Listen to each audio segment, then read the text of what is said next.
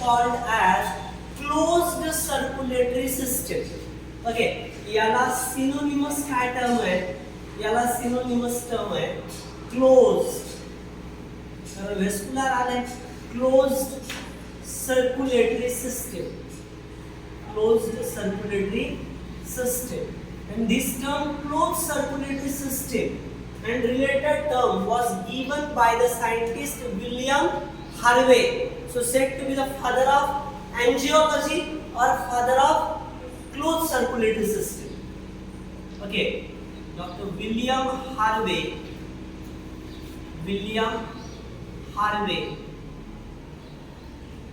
so that is father of angiology, or father of closed circulatory system. Okay, या पद्धतीने. So that closed circulatory system which consists of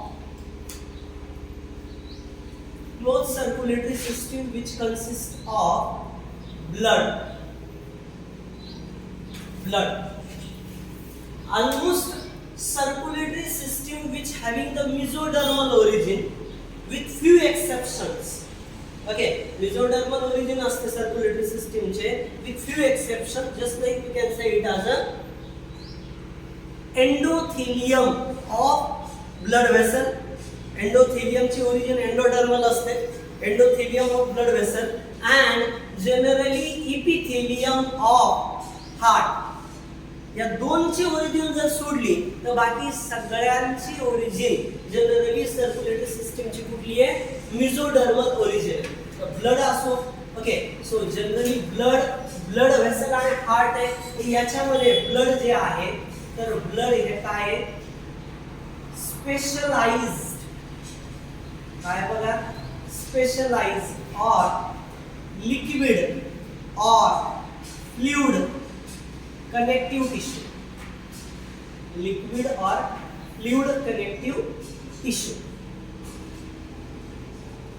Blood is said to be the specialized connective tissue, liquid connective tissue or fluid connective tissue. Okay, having mesodermal origin.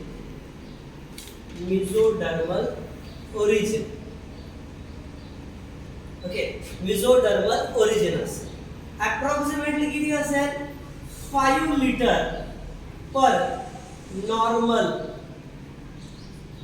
adult person. Normal adult person मध्ये किती असेल, 5 liter present असेल. So that is blood. Okay, blood चं composition 5 liter असेल normal adult person मध्ये. Okay, so generally तुम्ही जर बघितलं, so slightly alkaline fluid, slightly alkaline है, 7.35 to 7.45 हा त्याचा pH आहे, means approximately 7.4 एवढा त्याचा pH आहे, approximately. okay, 7.4 एवढा pH आहे ब्लड चा. ओके, सो कलर कसा आहे, रेडिश कलर आहे. ओके, रेडिश कलर लक्षात घ्या, कशामुळे, due to RBCs. Okay, just take it as HB, hemoglobin मुळे. ओके, सो या पद्धतीने generally that study of blood is called as hematology. Study of blood is called as hematology. Study of blood चा study करणं, so this is called as hematology.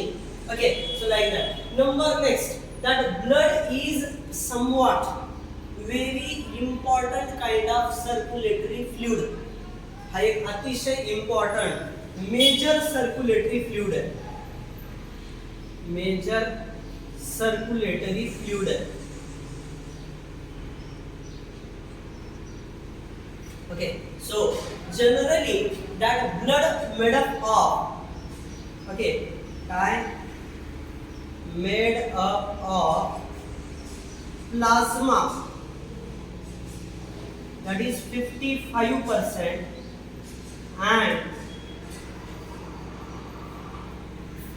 blood cells or corpuscles or form elements how much 45%. 55 plasma and 45 form elements. Okay, so this is concerned with the blood. Okay, so a blood she related. Number second thing is related with blood. Blood बद्दल पुढचा मुद्दा काय बघा. What about their composition? Okay, composition of blood. Composition can be separated by using, whenever we just collect the blood, आपण blood collect केलं test tube मध्ये. Okay, when we take the blood using test tube. Okay, so या blood test tube मध्ये घेतल्याच्या नंतर तुम्हाला दिसून आलं, so it can be centrifuged. The lower solid part वर खालच्या बुडाला घट्ट पार्ट चिटकल्यासारखं झालंय आणि वरती या ठिकाणी काय झालंय, वरती या ठिकाणी हा जो भाग आहे which is a pale yellowish in color. Okay, so this is somewhat said to be the straw yellowish. Okay, pale म्हणजे फिकट आणि straw म्हणजे सुद्धा फिकटच. फिकट पिवळसर रंग आहे याचा. ओके, जो फिकट पिवळसर रंग आहे याचं नाव आहे प्लाझ्मा. काय नाव आहे? Plasma, which is 55%, and the lower part is nothing but the blood cells, which is 45%. Okay, and here we just take that components. When we just take what about the plasma, that is 55%. तर plasma मध्ये आणखी काही important घटक असतात. It consists of water 90 to 92%, which is a good solvent and provide the fluidity to the blood. Okay, second one, that is nothing but we can say it as the proteins. Plasma proteins 6 to 8%. 6 to 8% plasma protein असतात. Plasma proteins मध्ये mainly कोण कोण असतात बघा. It include fibrinogen, it include globulin, it include albumin. Okay, these are the various kinds of plasma proteins which are given in NCERT. याच्यावरती बऱ्याच वेळा question पडलेले. फायब्रिनोजन क्लॉटिंग साठी लागणारे. Okay, fibrinogen for clotting. Okay, so globulin for defence and albumin for osmotic balance. We just take it as a, that is thickness. Okay, means viscosity of blood is because of albumin. Osmotic balance, which is said to be the viscosity of blood. Okay, ब्लडच्या विस्कॉसिटीला या ठिकाणी काय म्हणलं जातं, तर osmotic balance म्हणलं. Okay, so just keep in mind. So आणि आणखी एक स्टार पॉइंट डोक्यात ठेवा. The clotting factor is in plasma. Plasma मध्ये क्लॉटिंग फॅक्टर कसे असतात? So clotting factor in plasma which are always inactive. Okay, plasma मध्ये जे काही असतात तर क्लॉटिंग फॅक्टर प्लाझ्मा मध्ये कसे असतात? क्लॉटिंग फॅक्टर्स इनएक्टिव्ह असतात, विच आर इनएक्टिव्ह. ओके, सुरुवातीच्या क्षणाला प्लाझ्मा मध्ये असणारे फॅक्टर हे इनएक्टिव्ह असतात. फायब्रिनोजन असेल, प्रोथ्रोम्बिन असेल. ओके, हे सगळे काय येतात? इनएक्टिव्ह आहेत इनिशियल स्टेजला. तुम्हाला माहिती आहे फायब्रिनोजन कोण तयार करतं? लिव्हर मध्ये. प्रोथ्रोम्बिन लिव्हर मध्ये तयार होतो, पण ऍक्च्युली ब्लड मध्ये प्रेझेंट असतो. कोअग्युलेशन साठी युजफुल आहे, क्लॉटिंग साठी युजफुल आहे. ओके, सो ग्लोबुलिनचं नाव आहे इम्युनोग्लोबुलिन. ग्लोबुलिनला दुसरं तुम्ही म्हणता immunoglobulin, antibodies. Globulins are also called as antibodies. Is it clear? Okay, and albumin, which is useful for the osmotic balance. Okay, instead of them, actually that plasma possess ions. Plasma possess, that is nutrients. Ions which include the sodium ion, which include the sodium ion, which include, we can say it as a chloride ion, which include the H plus ion, which include the bicarbonate ion. Okay, so these are the which include the calcium ion, which is also useful for the clotting. So it includes the magnesium ion, Mg2 plus. These are the various ions which are found in blood. Okay, blood मध्ये directly बघायला मिळतात हे वेगवेगळे ion लक्षात घ्या. Okay, K plus ion mainly found inside the cell, that is a maximum intracellular ion, आणि maximum extracellular ion कोण म्हणल्यावर sodium. Sodium is a maximum extracellular ion. सेलच्या बाहेर असलेलं मॅक्सिमम आयन आहे sodium. Number next, nutrient which include the glucose, nutrient which include the amino acids, nutrient which include the fatty acids, nutrients which include the some kind of vitamins. Okay, so these are the various kinds of nutrients which are required. Okay, so it also consists in waste, mainly nitrogenous waste. Okay, that nitrogenous waste which include the urea, which include the ammonia, which include the uric acid, which include the creatinine. Okay, creatinine. So actually they are more harmful to us, so that's why they can be eliminated. So that's why circulatory system also help to remove the waste from body. Circulatory system also help to remove the waste. So urea, which is synthesized inside the liver from ammonia, okay, by the Dadash cycle. The name of cycle is called as urea synthesis from ammonia. That is protein पासून ammonia तयार होणं deamination. Okay, आणि अमोनियाचं रूपांतर urea मध्ये होणं ornithine cycle, आणि ammonia युरियाचं uric acid होणं, this is the inosinic pathway. लक्षात घ्या, नाव डोक्यात असू द्या. अमायनो ऍसिड जर युजफुल नाही आहे, प्रोटीन जे हार्मफुल आहे त्यांचे तुकडे केले जातात, त्या पाथवेला म्हणायचं अमायनो ऍसिड पासून अमाइन ग्रुप काढणं डिअमायनेशन, म्हणजे अमोनिया तयार होईल. आणि हा घातक आहे, जास्त वॉटर लागतं याला रिमूव्ह करायला, म्हणून अमोनियाचं रूपांतर युरियामध्ये केलं जातं बाय द ऑर्निथिन सायकल. आणि युरिया हा याच्यापेक्षा कमी टॉक्सिक असलेला युरिक ऍसिड तयार केला जातो by the inosinic pathway. But inosinic pathway हा आपल्या बॉडीमध्ये एवढा बघायला मिळत नाही. हा कुठं असतो की जे ऑर्गॅनिझम ज्यांच्यामध्ये वॉटर अवेलेबिलिटी खूपच कमी आहे त्यांच्यामध्ये हा पाथवे असतो. आणि creatinine which is synthesize is in muscle.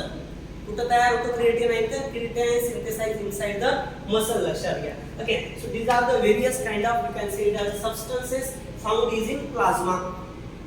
Plasma मधले वेगवेगळ्या प्रकारचे सबस्टन्सेस आहेत हे पूर्णपणे बघून घ्या. याच्या व्यतिरिक्त it also consisting, we can say it as regulators.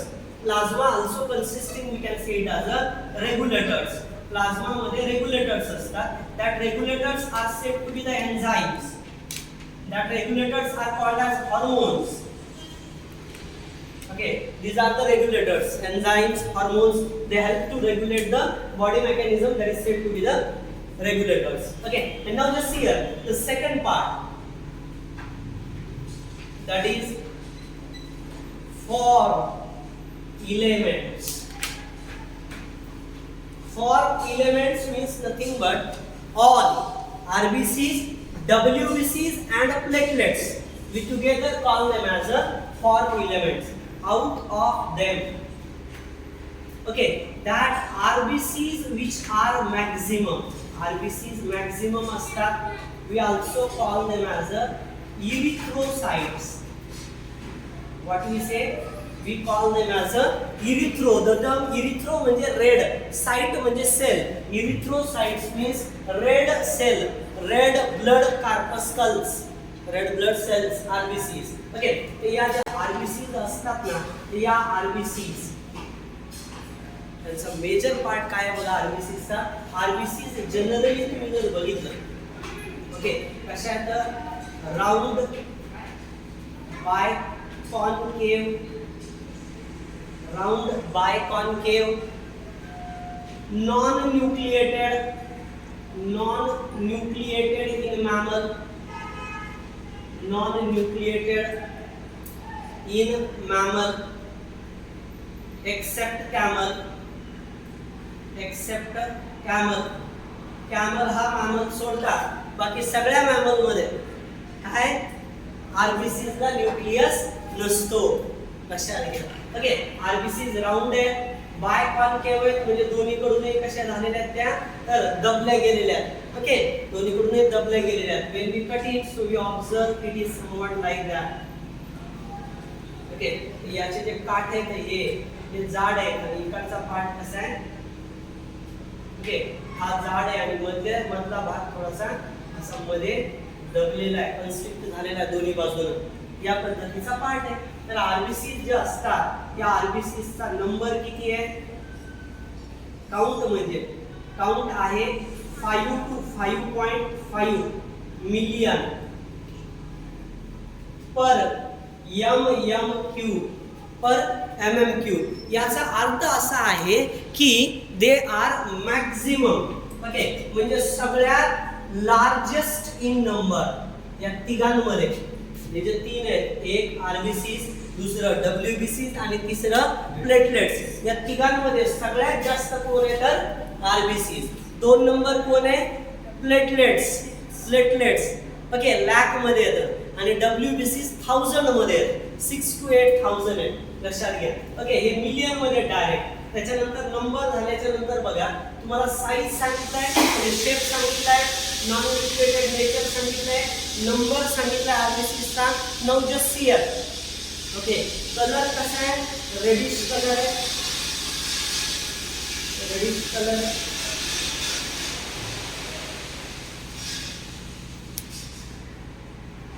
Okay, so reddish colour आहे याचा पूर्णपणे बघून घ्या. ओके, सो त्याच्यानंतर जनरली तुम्ही जर बघितलं त्या आरबीसीज ज्या काही असतात तर या आरबीसीजच्या बाबतीमध्ये अजून एक इम्पॉर्टंट पॉइंट असा की या मेनली ट्रान्सपोर्ट मध्ये भाग घेतात. Transport of gases. Main role of RBCs is a transport of gases. बरं, याच्या पलीकडे या आरबीसीज तयार कुठे होतात. या आरबीसीज ज्या आहेत synthesize in bone marrow. Synthesize in red bone marrow. Red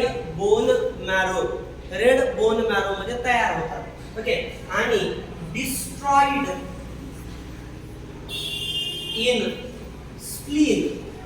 spleen नावाचं जे स्ट्रक्चर आहे त्याच्यात डिस्ट्रॉइड होतात आफ्टर द 120 डेज नंतर.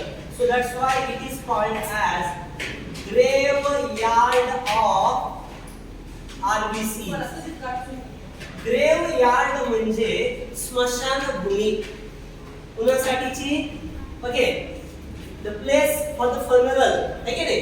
फनरल म्हणजे गार्डनर पूर्ण याच्यासाठीची म्हणजे जे अंत्यविधी करणं तर थोडक्यात त्याच्यासाठीची जागा. ओके, ग्रेवयार्ड ऑफ आरबीसीज स्प्लीनला म्हणलं जातं. ओके, किती दिवसाच्या नंतर केलं जातं 120 डेज. 120 डेज एवढं लाईफ असतं त्याचं. 120 डेजचं लाईफ असतं या आरबीसीज. आरबीसीज रेड असण्याचं कारण आहे त्याच्यामध्ये असणारी हिमोग्लोबिन किती असते कालच झालंय. 100 ml ब्लड मध्ये या ठिकाणी 12 to 16 मिलीग्रॅम असते. किती असते 100 ml ब्लड मध्ये ऑलमोस्ट 12 to 16 मिलीग्रॅम एवढी आरबीसीची नंबरिंग असते, काउंट असतो. सॉरी, एचबी चा काउंट असतो. HB not RBC. HB count असतो, हिमोग्लोबिन काउंट असतो. Okay, so this is what about the RBCs.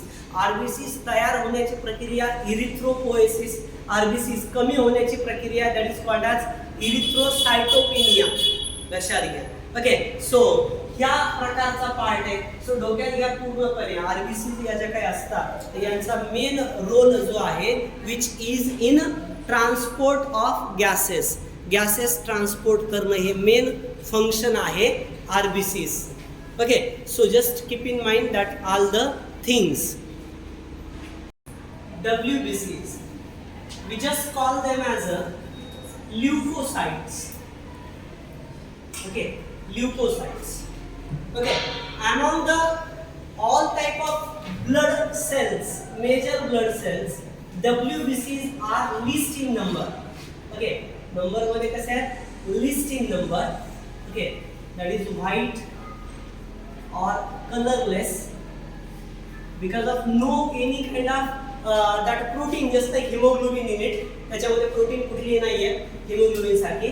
So least in number, okay, that is 6,000 to 8,000 millimeter cube per dl. Okay, so we just call it as a, या पद्धतीने त्यांचा count असेल. Okay, किंवा millimetre cube म्हणा एवढंच. Okay, per millimetre cube. Okay, per millimetre cube. Okay, so number next, WBC जे काही असतात they are nucleated and produced in yellow bone marrow having the more collagen fiber. Okay, yellow bone marrow with more collagen fiber. So yellow bone marrow, that is nothing but second one, that is lymphoid organs. Lymphoid organ clear patches असतील. त्याच्यानंतर indirectly तुम्ही जर बघितलं तर lymph node असतील. त्याच्यानंतर आणखी जर तुम्ही बघितलं तर त्याच्यामध्ये बोन मॅरो असेल. Okay, so even that is bone marrow तर घेतला, लिम्फॉइड ऑर्गन असतील. ओके, टॉन्सिल्स वगैरे यांच्यामध्ये सुद्धा याचे सिंथेसिस होते. लक्षात घ्या, लिम्फॉइड ऑर्गन मध्ये येईल. त्याच्यानंतर न्यूक्लिएटेड आणि न्यूक्लियस असणाऱ्या, ओके, 3 सेल पैकी फक्त एकमेव सेल आहे ज्याच्यात न्यूक्लियस आहे. ओके, त्याच्यानंतर WBC जे काही असतात त्या WBC चा आकार मात्र फिक्स नाही. Amoeboid shape with variable life span. मात्र व्हेरिएबल आहे. व्हेरिएबल म्हणजे काही फिक्स नाहीये. ओके, कसं आहे असू शकतं, काही 2-4 दिवस जगतील, काही 2-4 महिने पण जगतील, आहे की नाही. सो या पद्धतीने अशा पद्धतीच्या असतात या WBC चे सब टाइप्स असतात. Sub types as per the staining. Okay, staining नुसार याचे 2 सब टाइप पडतात. The first type is nothing but granulocytes ज्याच्यात ग्रॅन्युल्स असतात. आणि दुसरा प्रकार असतो अग्रॅन्युलोसाइट्स ज्याच्यात ग्रॅन्युल्स नसतात. ओके, ग्रॅन्युल्स म्हणजे काय, cytoplasm contain the small minute particles. Okay, ते यांच्यात असतात, यांच्यात नसतात. स्टेनिंग केल्यावर कळालं granulocytes further classified into 3 types.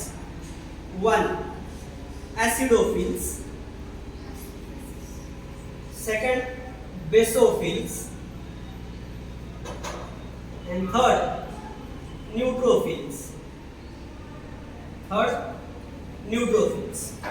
That acidophils which is stained by using the particular kind of dye.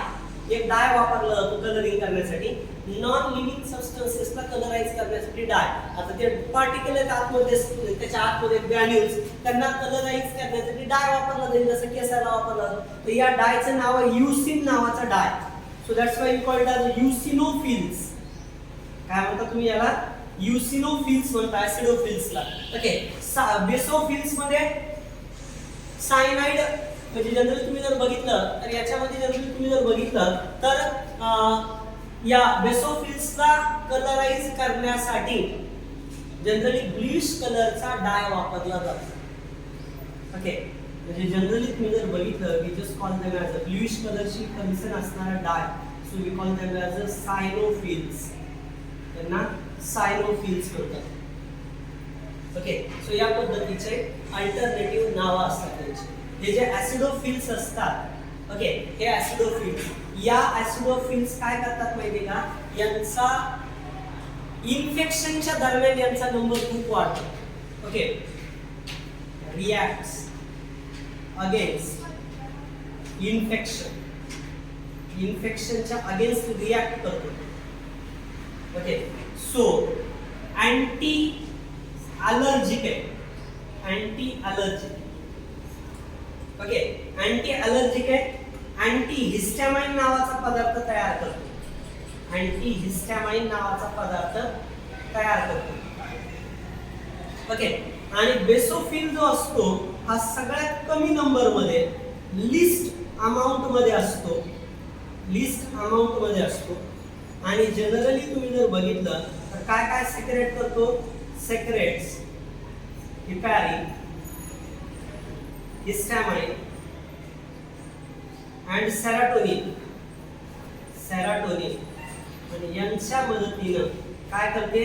Inflammation येईल. इन्फ्लॅमेटरी रोल आहे. इन्फ्लॅमेटरी रोल आहे या बेसोफिलचा. इन्फ्लॅमेटरी रोल आहे लक्षात. इन्फ्लॅमेशन म्हणजे स्वेलिंग, सूज येणं याच्याशी कन्सर्न आहे. Means it cause the allergy. Okay, histamine वगैरे जनरली याच्याशी कन्सर्न आहे ना, so cause the allergy. Heparin anticoagulant आहे, माहिती आहे तुम्हाला, रक्त गोठू देत नाही. ओके, आणि न्यूट्रोफिल्स जो असतो हा मॅक्झिमम अमाउंट मध्ये, सगळ्यात जास्त अमाउंट मध्ये, आणि फॅगोसायटिक आहे. फॅगोसायटिक. ओके, फॅगोसायटिक आहे म्हणजे डायरेक्ट येणाऱ्यांना मारून टाकण्याचं काम जनरली न्यूट्रोफिल्स करतात. अग्रॅन्युलोसाइट्स म्हणजे दोन आहेत, मोनोसाइट्स आणि लिम्फोसाइट्स.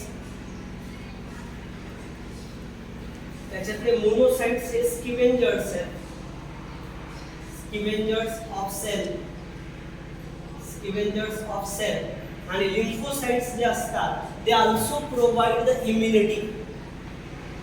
इम्युनिटी प्रोव्हाइड करतात. इम्युनिटी कोणती?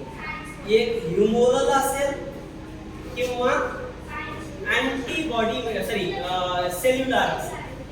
ह्युमोरल और सेल्युलर इम्युनिटी. ह्युमोरल म्हणजे अँटीबॉडी मेडिएटेड आणि सेल्युलर म्हणजे सेल मेडिएटेड. म्हणजे टी लिम्फोसाइट, बी लिम्फोसाइट्स वरच्या आणि टी लिम्फोसाइट्स. ह्युमर म्हणजे बॉडी फ्लुइड. ओके, सो याच्याशी कन्सर्न लिम्फोसाइट्स असतात. आता याच्यात दोन ट्रिक आहेत बघा. पहिली ट्रिक आहे त्याचा नंबर डोक्यात ठेवायला, पर्सेंटेज डोक्यात ठेवायला.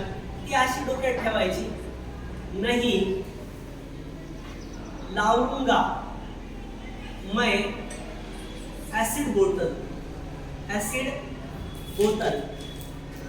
ओके, काय ट्रिक आहे? नाही लाऊंगा मैं ऍसिड बोतल.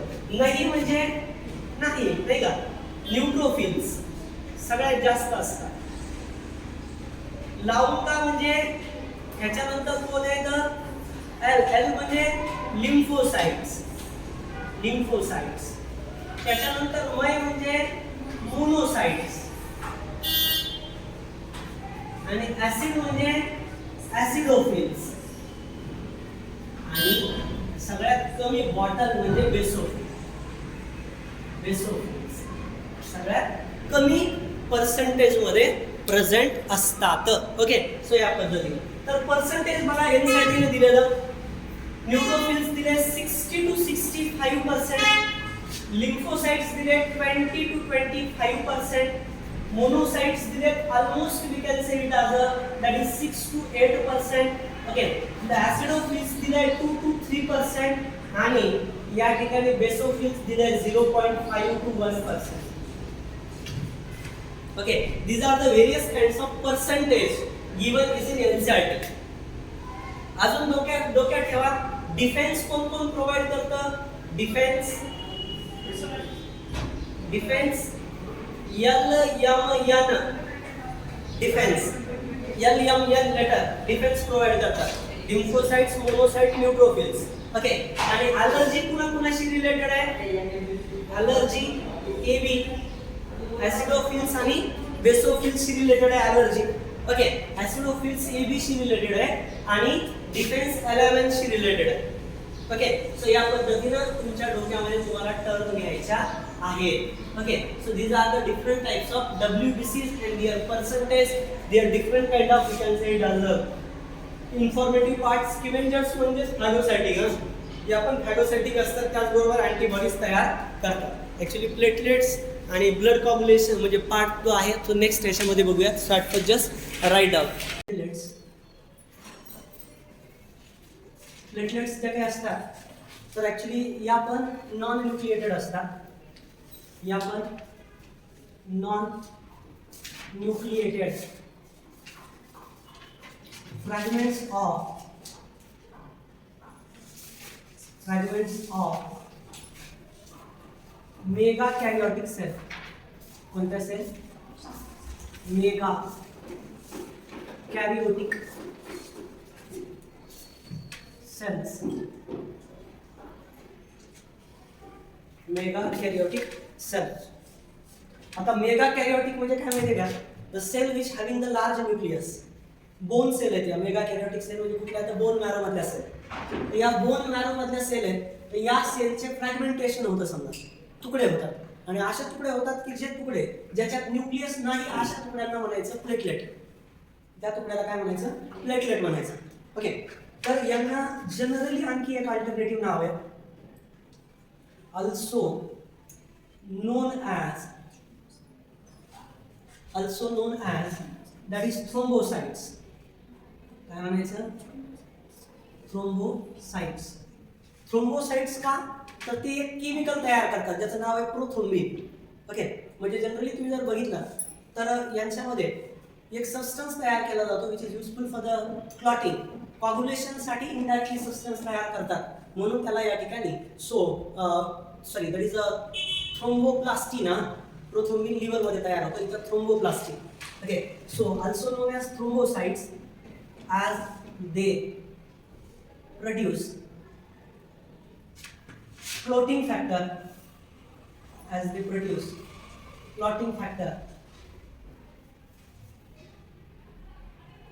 that is thromboplastin.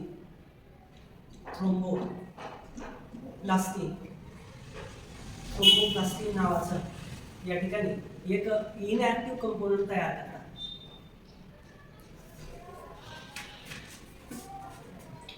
Inactive protein तयार करतात जे नंतर ॲक्टिवेट होतं. So with help of prothrombinase enzyme याच्या मदतीनं. सो या पद्धतीनं आता तयार होतं, म्हणून याला इथं नाव दिलं आहे थ्रोम्बोसाइट्स. याचे जे नंबर जर तुम्ही बघितला तर नंबर किती आहे बघा.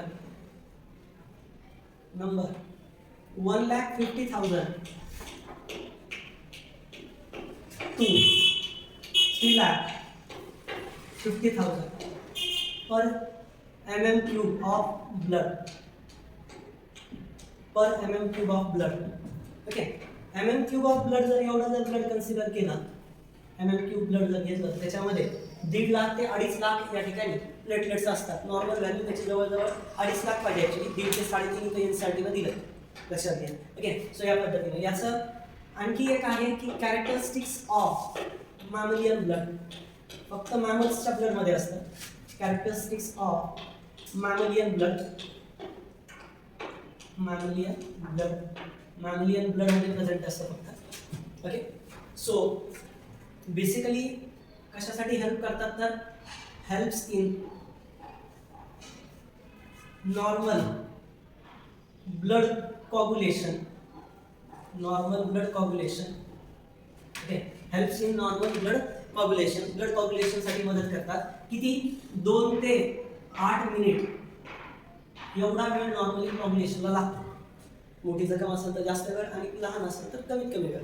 ओके, सो या पद्धतीने हा नॉर्मल कॉग्युलेशनचा टाईम आहे. या दरम्यान कॉग्युलेशन जर झालं तर याचा अर्थ आहे की इथं प्रॉपर पद्धतीनं त्या व्यक्ती नॉर्मल आहे. जर समजा असं झालं नाही तर आपण म्हणतो the person who suffered by haemophilia. Okay, ज्या व्यक्तीमध्ये काय हिमोफिलिया नावाची कंडिशन आहे. हिमोफिलिया तुम्हाला माहिती आहे जेनेटिक डिसऑर्डर आहे. पण कसली आहे? X linked genetic disorder which having we can say it as which deficient the coagulating factor 8 and 9.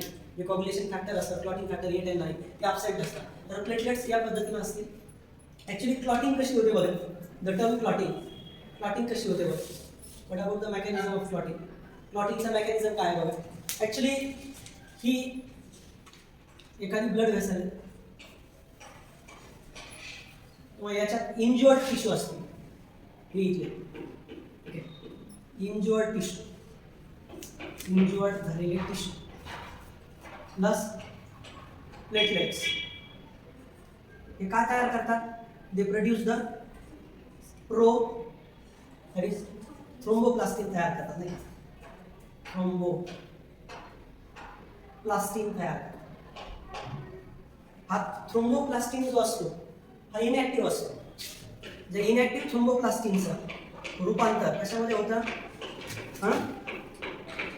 याचं रूपांतर प्रोथ्रोम्बिनमध्ये, आहे की नाही? याचं रूपांतर प्रोथ्रोम्बिन, जे ऍक्टिव्ह फॉर्म असतो त्याचा, प्रोथ्रोम्बिन याच्यामध्ये कन्व्हर्जन होते. म्हणजे ऍक्टिव्ह फॉर्म, ब्लड मधला जो इनॅक्टिव्ह असतो त्याला हा काय करतो? ऍक्टिव्ह करतो. ओके, म्हणजे जनरली तुम्ही जर बघितलं तर हा जो आहे हा ब्लड मधला ऑलरेडी फॅक्टर आहे, नाही का? ब्लड प्लाझ्मा मध्ये असलेला इनॅक्टिव्ह फॅक्टर आहे. ब्लड प्लाझ्मा मधला इनॅक्टिव्ह आहे आणि हा या ठिकाणी त्यांनी तयार केलेला फॅक्टर. आता इथं काय होतं? या प्रोथ्रोम्बिनचं रूपांतर प्रोथ्रोम्बिनेजच्या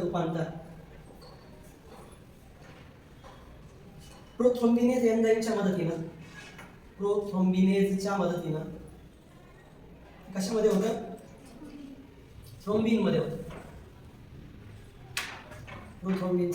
थ्रोम्बिनमध्ये रूपांतर होतं.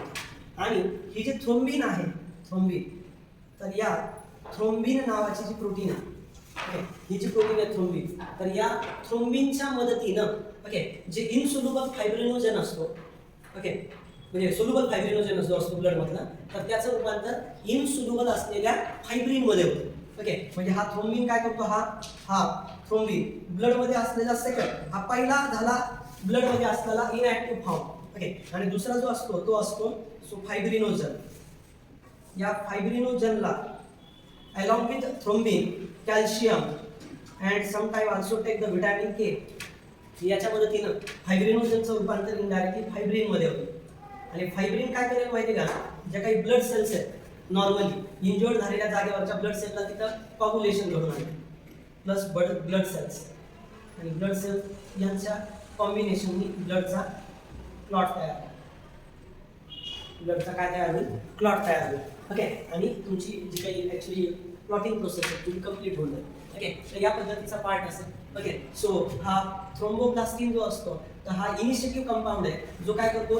याला इंडिकेट करतो, या प्रोथ्रोम्बिनला इनॅक्टिव्ह असलेल्याचं हा काय करतो? आणखी एक जर बघायचं झालं तर हा याला स्टिम्युलेट करतो. हा थ्रोम्बोप्लास्टिन काय करतो? प्रोथ्रोम्बिनेज तयार करायला मदत करेल. आणि प्रोथ्रोम्बिनेज काय करतो? ऑलरेडी ब्लड प्लाझ्मामध्ये असलेली इनॅक्टिव्ह ही जी काही प्रोटीन आहे प्रोथ्रोम्बिन नावाची, जिथं थ्रोम्बिन मध्ये कन्वर्ट केलं जातं, ही इनॅक्टिव्ह आहे, ही कसली आहे? ऍक्टिव्ह फॉर्म आहे त्याचा. आणि ही ऍक्टिव्ह असलेली काय करते माहिती का? फायब्रिनोजनचं रूपांतर फायब्रिनमध्ये करेल. कॅल्शियम जे आहे, व्हिटॅमिन के जे आहे, तर यांच्या मदतीनं फायब्रिन फॉर्म होईल. आणि फायब्रिन नंतर ब्लड सेल आरबीसी, डब्ल्यूबीसी वगैरे सोबत फॉर्म होईल आणि इथं ब्लड क्लॉट फॉर्म होईल. त्याला आपण या ठिकाणी खपली वगैरे म्हणतो, ठीक आहे? ती जनरली इथं फॉर्मेशन होईल. ही क्लॉटिंग प्रोसेस आहे. ओव्हरऑल क्लॉटिंग प्रोसेसला तेवढा ड्युरेशन लागेल. अशा पद्धतीनं ही प्लेटलेटच्या मदतीनं होणारी कॉग्युलेशन क्लॉटिंग प्रोसेस असेल.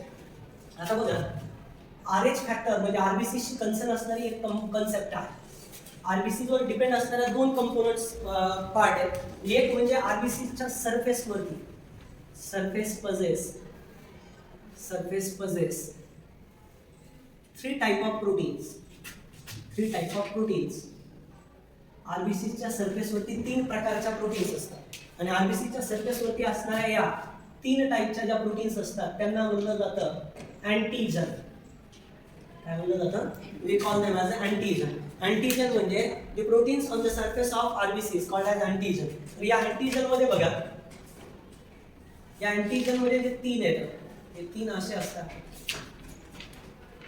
अँटीजन ए, अँटीजन बी आणि अँटीजन डी, असे 3 अँटीजन असतात या आरबीसीच्या सरफेसवर. त्याच्यातले वरचे 2 अँटीजन जे आहेत, antigen A and B, they are concern with related to ABO blood grouping. वरचे जे 2 आहेत ते ABO ब्लड ग्रुपिंग साठी गरजेचे आहेत.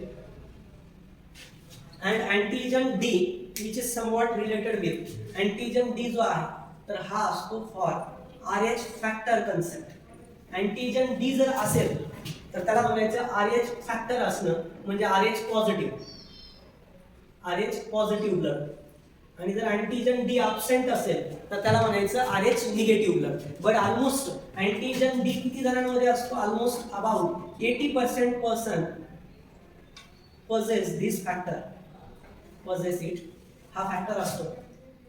RH फॅक्टर असतो त्यांच्यामध्ये. आणि जनरली याच्यावरून तुम्ही जर बघितलं antigen D RH factor RH positive आहे, blood 80% blood possess that 80% person they have such kind of antigen. अजून याच्या बाबतीमध्ये आणखी इम्पॉर्टंट गोष्ट अशी आहे की हा जो अँटीजन डी आहे ना, तर हा अँटीजन डी अतिशय महत्त्वाचा असतो. कशासाठी लक्षात घ्या.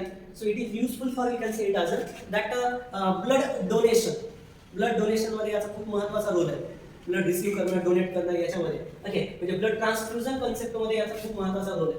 ओके, सो अँटीजन डी ज्याला आपण म्हणतो. सो पुण्यामध्ये पाहायला भेटला होता seen first in rhesus monkey. Rhesus monkey म्हणून त्याला नाव दिलंय RH. त्याला RH म्हणण्याचं कारणच ते आहे की रेझस नावाच्या मंकी मध्ये प्रेझेंट असतं, म्हणून RH त्याला नाव दिलंय, RH फॅक्टर. ओके, सो या पद्धतीने तर आपण याच्यात दोन्ही टर्म बघू. अगोदर ब्लड ग्रुपिंग बघू आणि नंतर RH फॅक्टर बघूया. Okay, so just here blood grouping मध्ये जर तुम्ही बघितलं, ब्लड ग्रुपिंग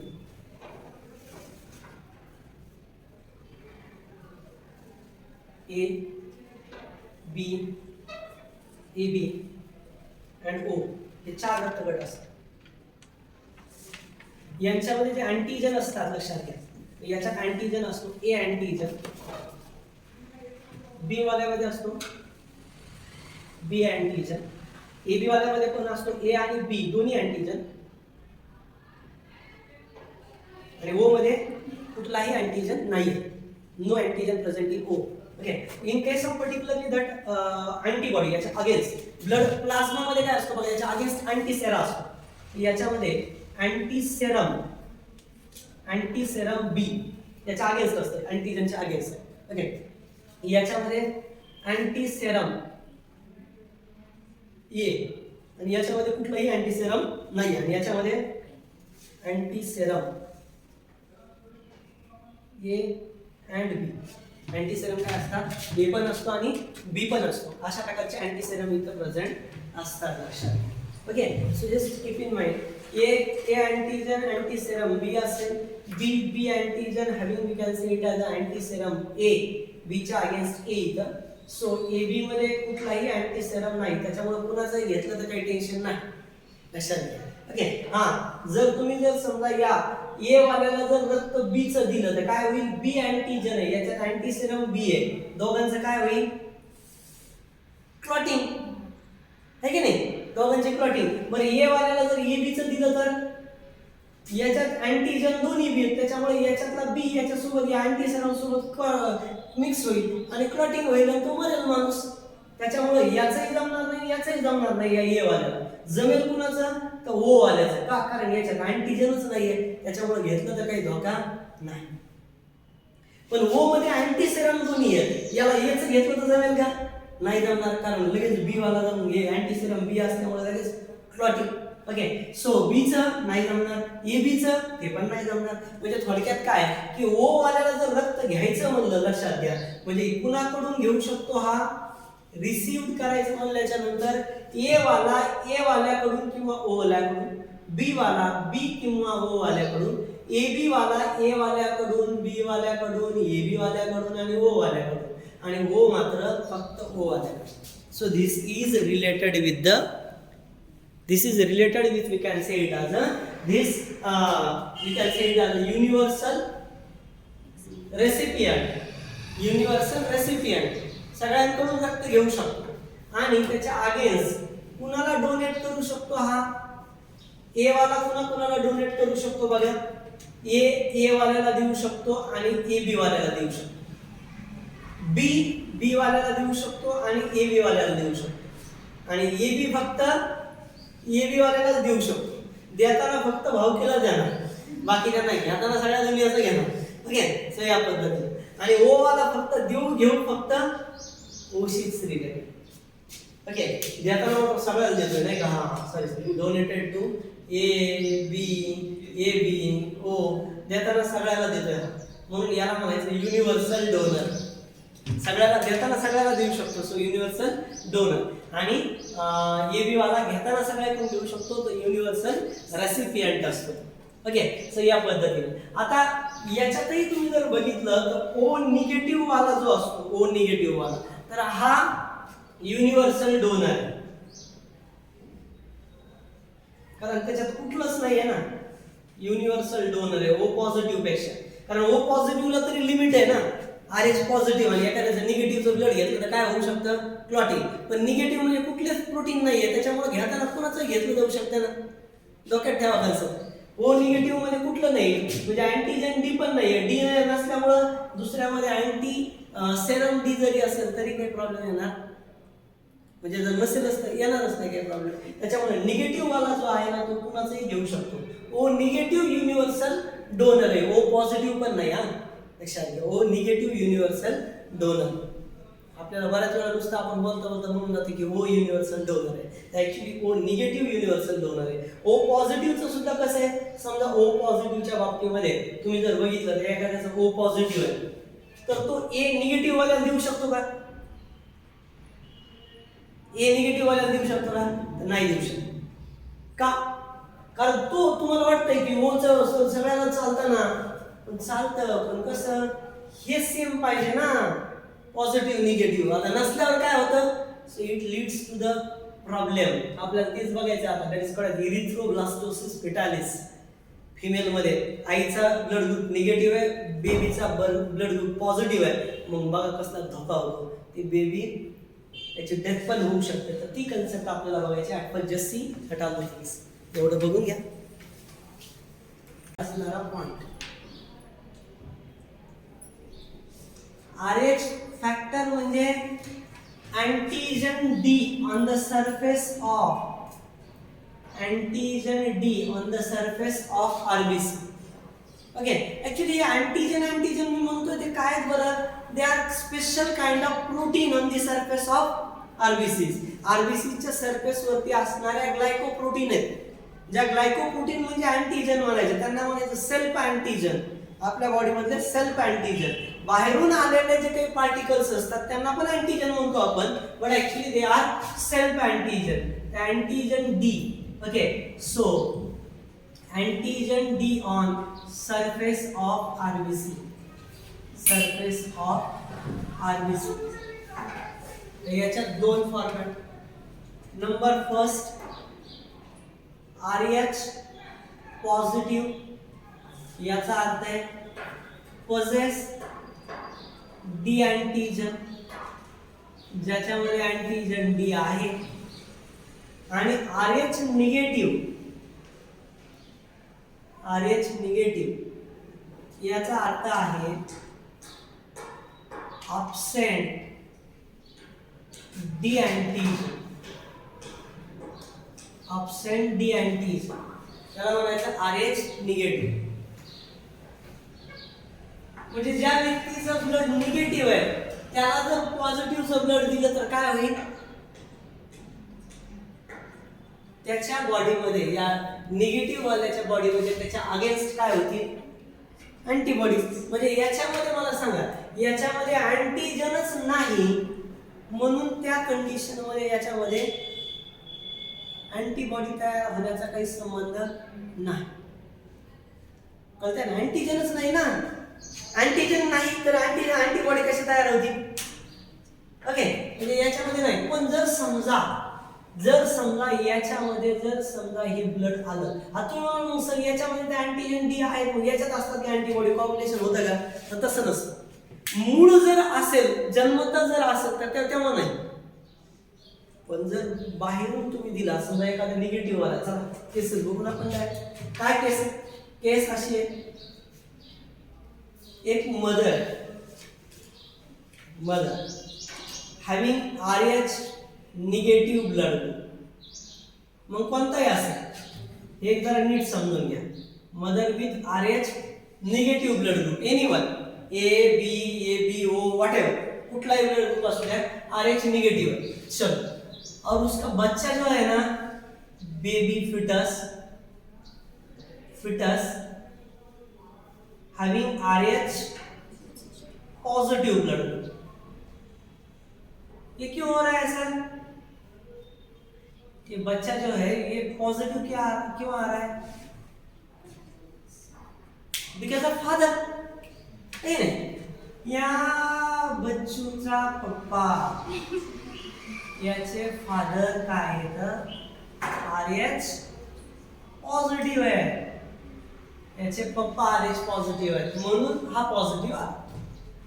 आणि हा बेबी जर फर्स्ट असेल तर डिलिव्हरी पर्यंत बाळाचं आणि आईचं ब्लड एकमेकांना कम्युनिकेट करतं का? नाही करत. का नाही करत? Because of placenta which having the membrane. तसं जर झालं असतं, जर एकमेकांना ब्लड गेलं असतं तर सगळ्यांचा रक्तगट एकच असला असता, है का?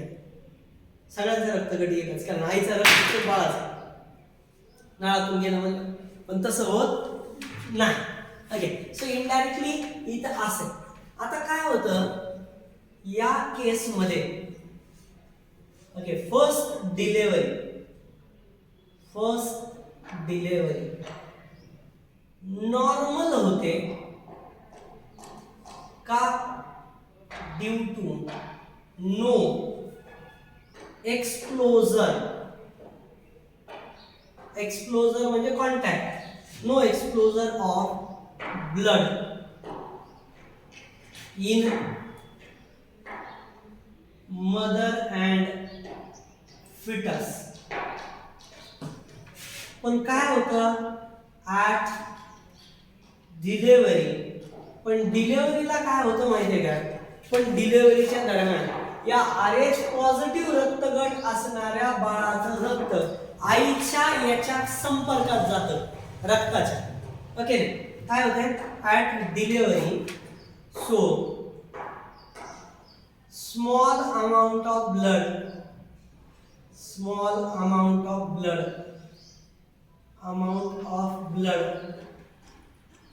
may, म्हणजे इथे काय 100% शक्यता नाही, पण may come in contact with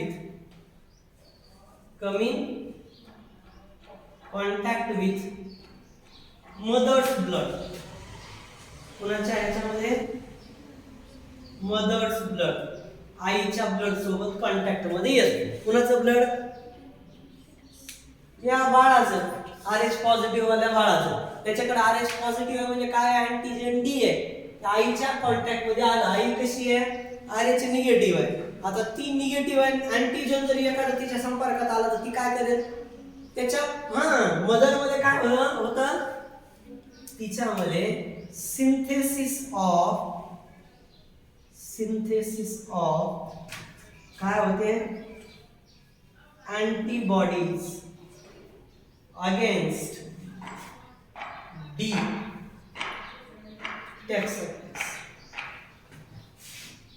antibodies D तयार होतात. ओके, अँटीबॉडीज तयार होतात अगेन्स्ट द D पहिल्या डिलिव्हरीच्या वेळेस. आता सेकंड डिलिव्हरीच्या वेळेस काय होतं माहितीये का? जर समजा सेम केस झाली, आता मदर काय बदलणार आहे घरात? नाही, मदर तर RH निगेटिव्हच आहे.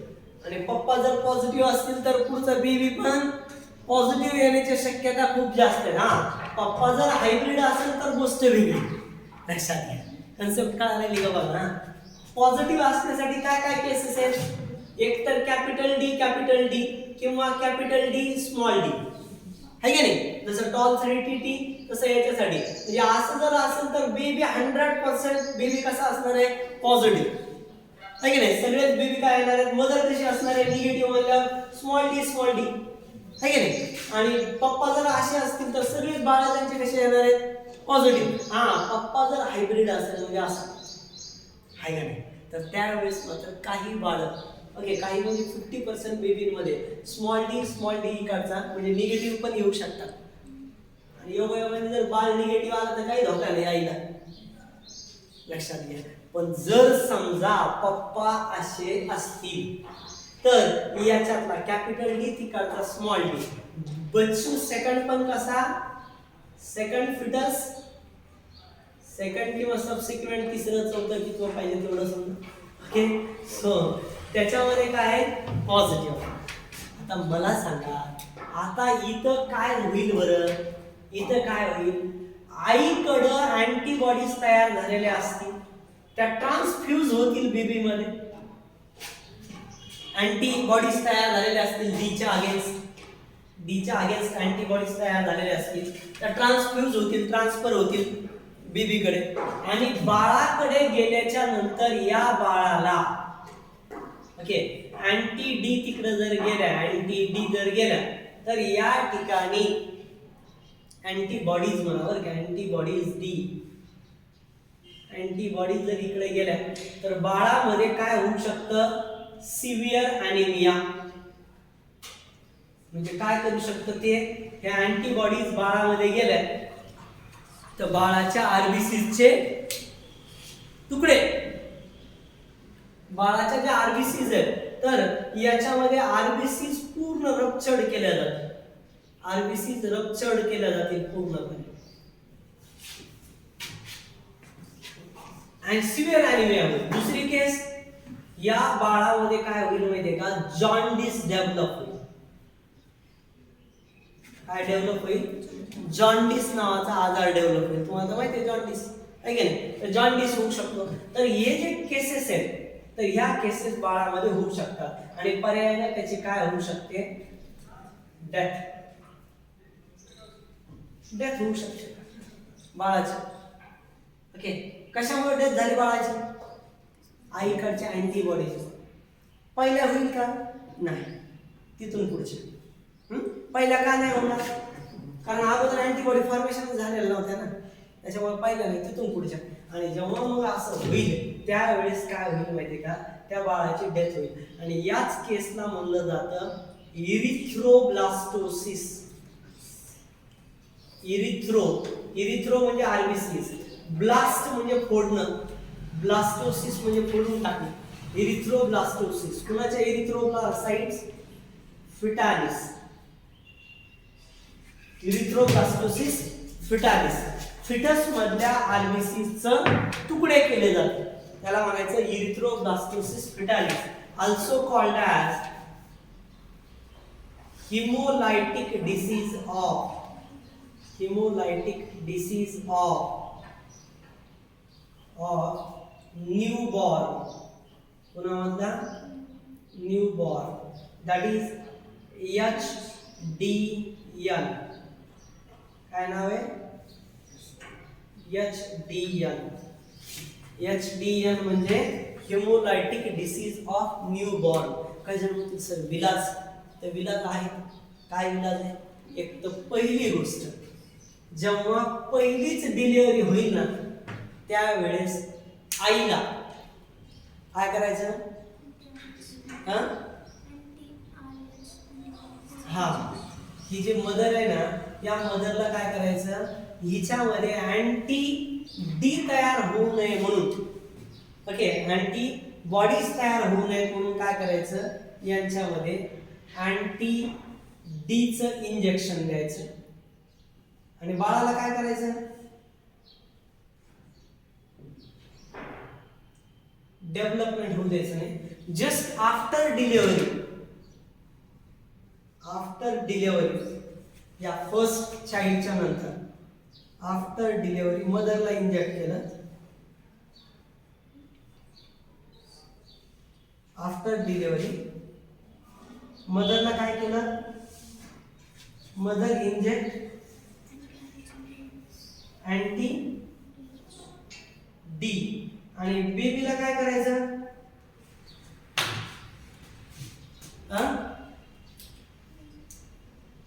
बेबीला त्यांनी काय दिलं, बेबीला पॅरेग्राफ मध्ये, एनसीईआरटी मध्ये लास्ट पॅरेग्राफ बघा, अँटी डी चं हे करायचं आणि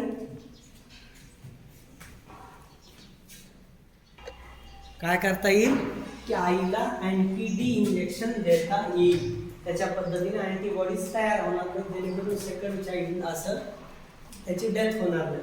ओके, तर हा एक फॅक्टर आहे. What about the blood carrying vessels,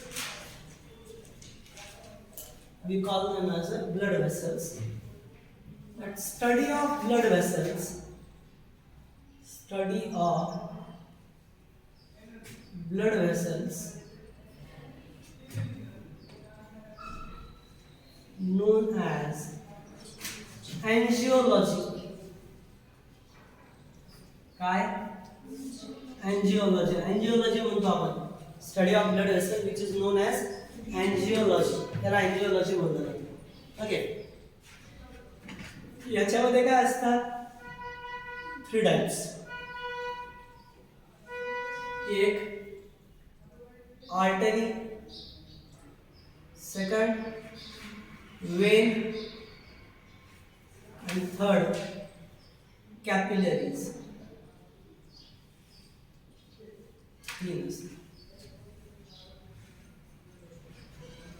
artery जे असतात ना, so that artery carry the oxygenated blood.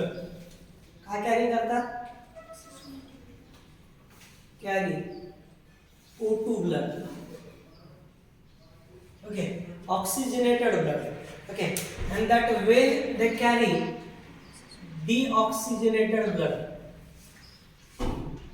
carry CO2 containing blood, and capillaries are thin walled with mixed blood,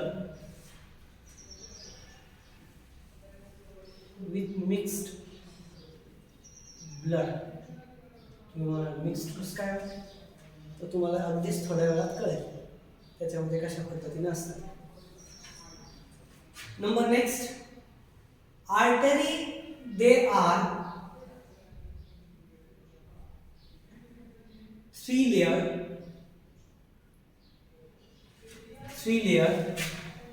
and 1 layers.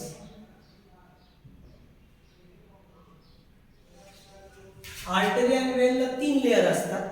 हे जे 3 लेयर आहेत या 3 लेयरला नाव असे आहेत. ओके, या 3 लेयरला ट्युनिका, सगळ्यात बाहेरचं जे असतं ट्युनिका एक्सटर्ना. ट्युनिका म्हणजे लेयर, एक्सटर्ना म्हणजे आउटसाइड, ट्युनिका एक्सटर्ना. ओके, 2 नंबरचं जे असतं त्याचं नाव आहे ट्युनिका मीडिया.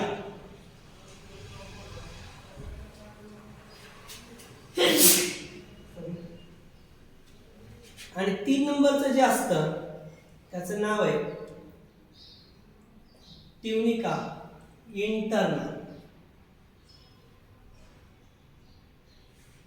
काय चेंज आहे बघा, याच्यामध्ये चेंज असा आहे, ट्युनिका एक्सटर्ना कशाने बनलेलं आहे? So it is made up of कसले tissue? Connective tissue. Okay, connective टिश्यूनं बनलेलं आहे ट्युनिका एक्सटर्ना, कनेक्टिव्ह टिश्यू म्हणजे मिझोडर्मल ओरिजिन आहे. ट्युनिका मीडिया कशाने बनलेला आहे? स्मूथ मसल्सनं बनलेला आहे, स्मूथ मसल्स. आणि ट्युनिका इंटरना कशाने बनलेला आहे? मेड अप ऑफ एंडोथेशियम म्हणजे इपिथेलियल टिश्यू. एंडोथेलियम म्हणलं तरी चालेल. इपिथेलियमचा प्रकार आहे ज्याची एंडोडर्मल ओरिजिन आहे. इपिथेलियम 3 प्रकारचे ओरिजिन दाखवतात. Okay, ectodermal, mesodermal, endodermal. Ectodermal असेल तर इपिडर्मिस म्हणजे इपिथेलियम, एंडोडर्मिस असेल तर एंडोथेलियम आणि मिझोडर्मल असेल तर मिझोथेलियम. आहे की नाही, 3 प्रकारची ओपनिंग असते.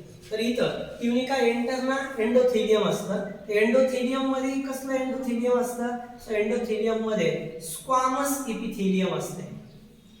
कोणता प्रकार असतो हा? Squamous epithelium. याच्यामध्ये स्क्वामस इपिथेलियम असतं जे डायरेक्ट एक्सचेंज करू शकतं material. Okay, simple squamous epithelium. Okay, जे जनरली कॅपिलरीज मध्ये सुद्धा प्रेझेंट आहे, एक्सचेंज करू शकतं. मसल्स जे असतात स्मूथ मसल्स, या स्मूथ मसल्स काय करतात? They provide the elasticity. Okay, artery मध्ये स्मूथ मसल्स जास्त असतात, more thick smooth muscles, more thick smooth muscles. Okay, त्याच्यामुळं कसं असतं? इलास्टिक असतं जास्त artery as compare to vein, less thick, so less elastic. म्हणून इलास्टिसिटी पण काय असते? कमी, सो लेस इलास्टिक असते. तर या पद्धतीचा हा पार्ट असणार आहे. मोर थिक स्मूथ मसल असतं, सो लेस थिक असेल तर लेस इलास्टिक असेल या पद्धती. आणि तिसरा जो पॉइंट आहे, लास्ट पॉइंट जो आहे याच्यामध्ये, okay, so what about we can say it as, बाकी तर हे सेम आहे, हे सेम आहे दोघांमध्ये, फरक फक्त एवढाच आहे याच्यामध्ये. तर याच्यामध्ये जे काही ल्युमेन आहे, ल्युमेन नॅरो असणार आहे, ओके, त्याच्यामुळे ब्लडचं प्रेशर हाय असणार आहे याच्यामध्ये. आणि याच्यामध्ये ल्युमेन काय असणार आहे, आतमधला ब्लड व्हेसलच्या ब्रॉड ल्युमेन असणार आहे, ब्रॉड ल्युमेन. त्याच्यामुळे स्पीड काय असणार आहे ब्लडची, स्लो, म्हणजे इथं स्पीड ब्लडची काय असणार आहे, जास्त असणार. ओके, इथं स्पीड ब्लडची काय असणार आहे, कमी असणार. ओके, आणि इथं तर डायरेक्ट एक्सचेंज होतंय कॅपिलरी मध्ये, काय direct exchange of blood, direct exchange of blood with tissue, okay, by diffusion. Squamous epithelium आहे त्याच्यामुळे बाय डिफ्युजन, ओके, कॅपिलरीज. म्हणून तर मी तुम्हाला म्हणलं हे असेल, इकडून येताना आर्टरी सपोज इथपर्यंत आलं, इकडचं कार्बन डायऑक्साईड गेला, इकडचा ऑक्सिजन आला, इथून पलीकडे ते डिऑक्सिजनेटेड बनल्यासारखं दिसतं आपल्याला, ओके नाही, थोडंसं या पद्धतीने. असं जनरली जर असेल तर या कन्सिडरेशन मध्ये आपण इथे विचारात घेतलं तर कॅपिलरीज खूप थिन वॉल्ड असतात. ओके, याची डिस्कवरी ज्यांनी केली, the name of scientist is Marcello Malpighi discovered it. Okay, Marcello Malpighi कॅपिलरीचा पण शोध लावलेला आहे. ओके, आणि प्रॉपर डायग्राम वगैरे तुम्हाला इथं क्रॅशमध्ये दाखवण्याची प्रॉपर गरज वाटत नाही, तुम्ही एकदा बघून घ्या डायरेक्ट. ओके, फक्त हे मेन पॉईंट डोक्यात असू द्या. ओके, सो कळालं का बरं पूर्ण पॉईंट? रॅपिडली बघा. याला काही एक्सेप्शन आहेत बरं का. आर्टरी जे आहे ना, कॅरी द ऑक्सिजनेटेड ब्लड, याला एक्सेप्शन कोण आहे? Pulmonary artery, even which is artery but carry the deoxygenated blood. त्याच्यानंतर वेनला पण एक्सेप्शन आहे, काय? Pulmonary vein, even which is a Wien but carry the oxygenated blood, आहे का नाही? वेन असताना ऑक्सिजनेटेड आहेत, बाकीच्या तुलनात्मक विचार घेतला तर. Okay, so this is what about the blood vessel. बाकी याच्यात एवढं काही दुसरे कुठले पॉइंट नाही आहेत. हा, डिसऑर्डर आहेत ब्लड वेसलच्या. सो काय आहे? If that blood vessel which is, okay, if that blood vessel which is somewhat more thicken, okay, lost the elasticity, blood vessel lost the elasticity, so this is somewhat called as arteriosclerosis. Whenever that blood vessel lost the elasticity, this is a arteriosclerosis. आणि दुसरं असतं, so their lumen having the thickening of fat. त्या lumen मध्ये blood वेसलच्या आतमधल्या साइडनं काय असतं? Fat असतं. Okay, so internally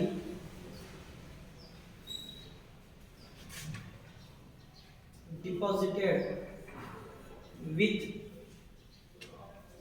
fat or fatty substances, which is called as atherosclerosis.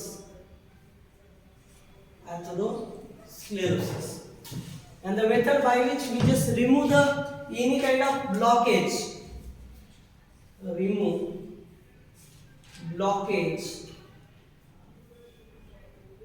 okay, remove the blockage from the that artery or vein. We call it as an angioplasty. Detect the blockage, that is called as blockage detect karna, this is called as angiography. एखादं blockage बघणं, तपासणं, त्याला angiography म्हणायचं. ते blockage काढून टाकणं त्याला म्हणायचं अँजिओप्लास्टी. ओके, सो या पद्धतीनं इलास्टिसिटी लॉस करणं आर्टेरिओस्क्लेरोसिस आणि फॅटी सबस्टन्स लोकेटेड असणं, so we call it as a this is the atherosclerosis. Okay, so just keep in mind blood minus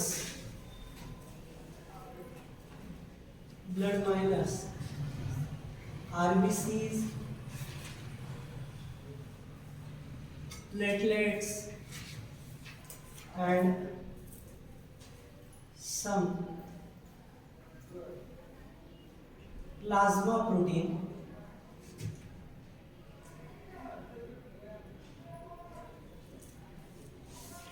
is equal to lymph. है की नाही, त्याला link होईल. दुसरा अल्टरनेटिव्ह काय असतं,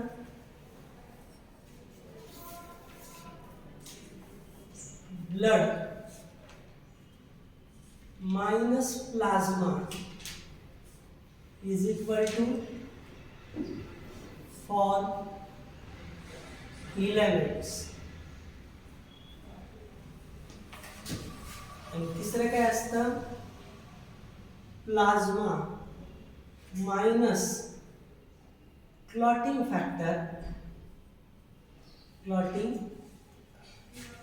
फॅक्टर्स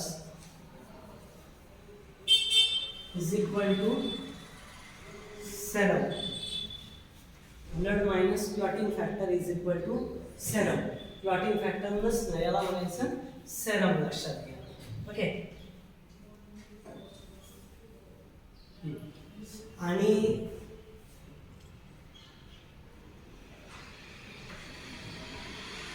ओके, तर हे काही जे कंपोनंट आहेत हे एकदम व्यवस्थित बघा. आता याच्यानंतर आपण बघूयात what about the human heart.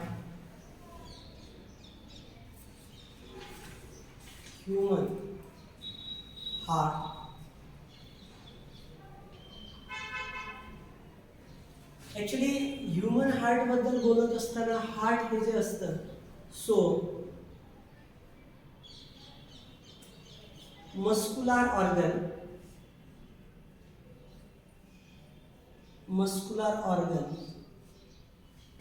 with broad base and narrow tilted apex.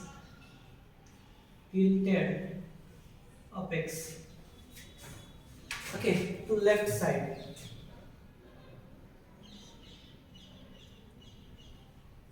Narrow tilted apex to left side.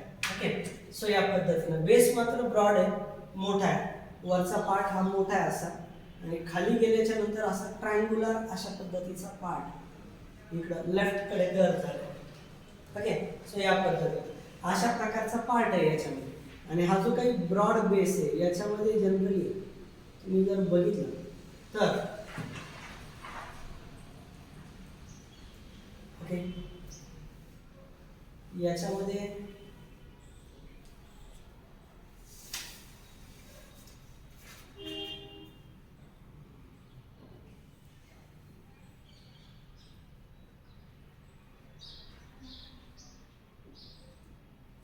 Okay असे चेंबर असतात याच्यामध्ये. ही राईट ॲट्रिया, लेफ्ट ॲट्रिया, राईट वेंट्रिकल, ही लेफ्ट वेंट्रिकल, असे कप्पे असतात चार क्रॉस सेक्शन मध्ये जर घेतलं ते आपण बोलूया डिटेलमध्ये.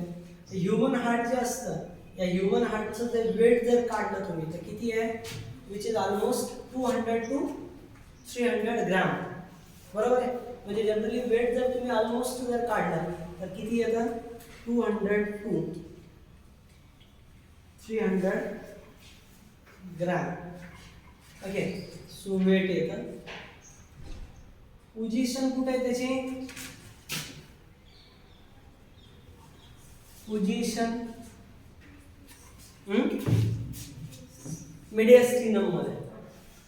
कुठं, मेडियास्टिनम मध्ये.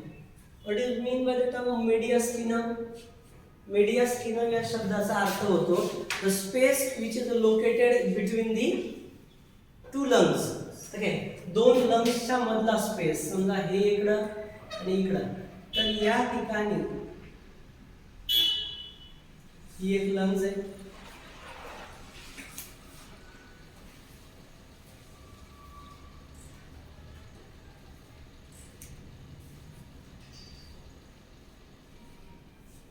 ही एक लंग आहे.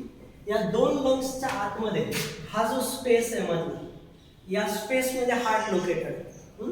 या स्पेस मध्ये इथं असं डाव्या साईडला थोडस कर्वेचर फॉर्म केलंय त्यांनी.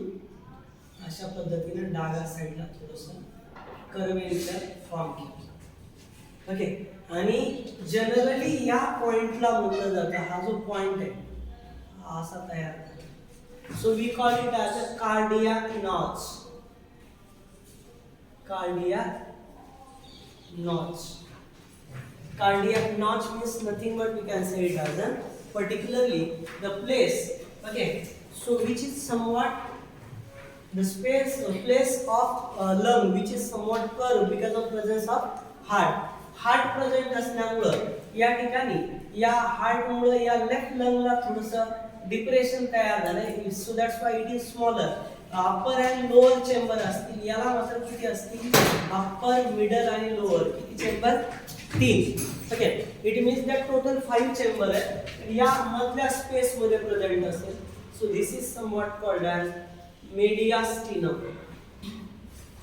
मेडियास्टिनम म्हणजे स्पेस इन लंग्स, दोन लंग्सच्या आतमध्ये असणारा स्पेस, त्याला मेडियास्टिनम असं म्हणलं जातं. Okay, so what about we can say it as a shape. Shape कसा आहे, शेप असा आहे, हे इकडं ब्रॉड आहे आणि इकडे गेल्यावर असं आहे, म्हणजे ॲक्च्युली ट्रायंगुलर असा आहे shape, triangular. So what about the colour. Colour कसा आहे त्याचा बघा. So colour is dark reddish brown in color, dark reddish brown in color. Okay, dark reddish brown color मध्ये आहे. ओके, सो या पद्धतीने त्याचं वेट आहे. देन ओरिजिन काय आहे त्याची, ओरिजिन जी आहे,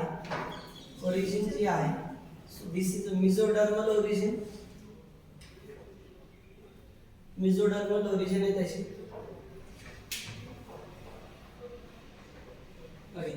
सो याच्यामध्ये स्ट्रक्चरल व्ह्यू जर बघितला, structural view, okay, structural view मध्ये तुम्हाला असं दिसून येईल की हा जो आहे त्याचा जो क्रॉस सेक्शन आहे, अॅनाटॉमिकल सेक्शन आहे. तर अॅनाटॉमी घेतल्याच्या नंतर डोक्यात येईल बघा, anatomy include 4 chambers.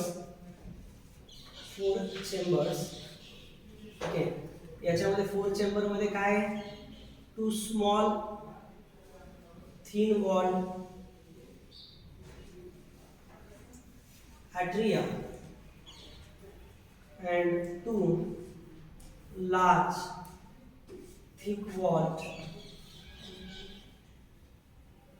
ventricles. Okay, फरक कळला काय आहे. याच्यामध्ये 2 वरती small thin walled atria, okay, we also call them as auricles, आणि खाली 2 thick walled काय आहेत, ventricles. ओके, 2 thick walled काय आहेत, ventricles प्रेझेंट अॅनाटॉमी मध्ये. ओके, तर त्याच्यानंतर तुम्ही असं म्हणू शकता, आर्टरिया ज्या काय असतात, आर्टरिया रिसिव्हिंग चेंबर असतात,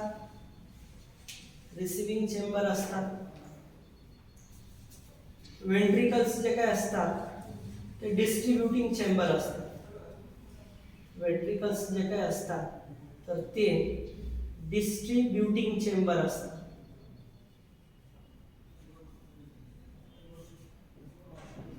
डिस्ट्रीब्युटिंग चेंबर प्रेझेंट असतात हे वेंट्रिकल्स. ओके, जनरली तुम्ही जर बघितलं तर या ॲट्रिया आणि वेंट्रिकल मध्ये, ॲट्रिया मध्ये right atria is larger than the left atria and left ventricle is larger than right ventricle. Okay, कळायला लागलं काय. हां, स्ट्रक्चर जर काढलं तर असं येईल बघा, मी जनरल काढतो बरं का, तुम्हाला दाखवायला बघा.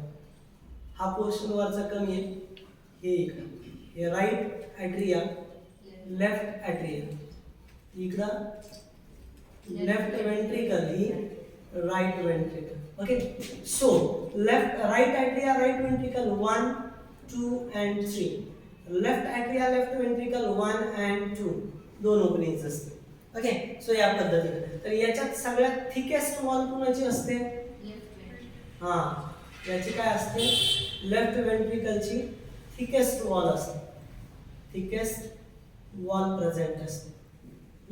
ओके, आणि बाकी तर मी तुम्हाला ट्रिक बद्दल बोलणारच आहे. ओके, खरं तर क्रॉस सेक्शन आपण तर काय होईल बघा, या राईट ॲट्रिया ही लेफ्ट ॲट्रिया, ही राईट वेंट्रिकल आहे, ही left ventricle.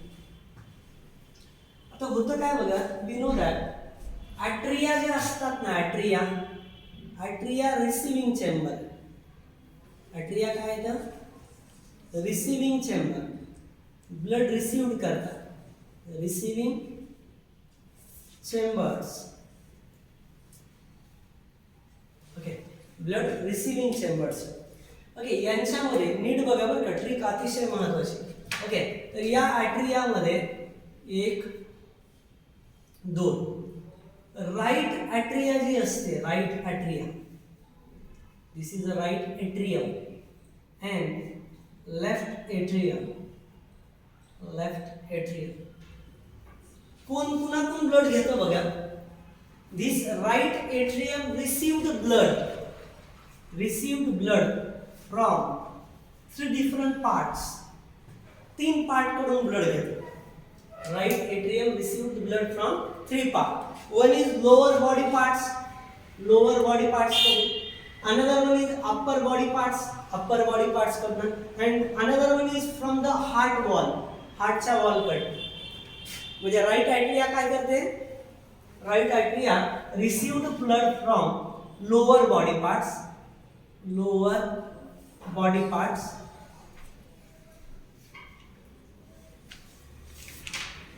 Upper body parts,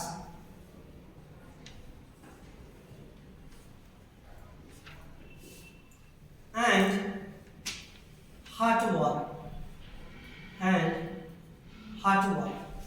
यांच्याकडनं ती काय करणार आहे, ब्लड रिसिव्ह करणार, राईट ॲट्रियम. आणि कसलं ब्लड रिसिव्ह करते, so which always receive the deoxygenated blood. कसलं ब्लड, डीऑक्सिजनेटेड ब्लड. ओके, आता ऑर्गन कडून ब्लड घ्यायला लागलं म्हणल्यानंतर नक्कीच कसलं असणार आहे, डीऑक्सिजनेटेड असणार आहे. आणि लेफ्ट पार्ट कुणाकडून घेतो, तो लंग्स कडून घेतो, आणि लंग्स कडून आलेलं ब्लड कसं असणार आहे, of course that is pure from lungs, that is oxygenated.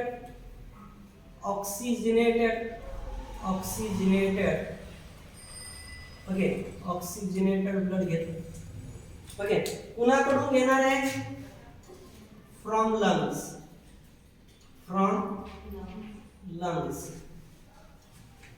Okay, so या पद्धतीने. आता लंग्स जवळ असल्यामुळं याच्यात ब्लड येताना ॲट्रियाकडे there is no need of valves, direct material lungs कडचं ब्लड डायरेक्ट ॲट्रियामध्ये येईल, कारण लंग्स खूपच जवळ आहेत हार्टच्या. बघितली diagram. Okay, so lower body part कडून ब्लड आणण्याचं काम ज्याला सोपवलंय, तर त्या मोठ्या वॉलचं म्हणजे मोठ्या वेनचं नाव आहे inferior vena cava. Inferior vena cava. आणि वरच्या बॉडी पार्ट कडचं ब्लड आणण्याचं काम जे कोणी करणार आहे, this is the superior vena cava. आणि हार्टच्या वॉल कडचं डीऑक्सिजनेटेड ब्लड गोळा करणाऱ्याचं नाव आहे कोरोनरी सायनस. कोरोनरी म्हणजे कोरोनरी वेन कंबाईन होऊन काय तयार होत असतं, कोरोनरी सायनस तयार होत असतं, लक्षात घ्या. ओके, यांच्या मदतीने. आणि जनरली तुम्ही जर बघितलं, सो यांच्या प्रत्येकाकडून ब्लड आल्याच्या नंतर डायरेक्टच ओतणार का, तर नाही, तिथं वॉल्स पाहिजेत.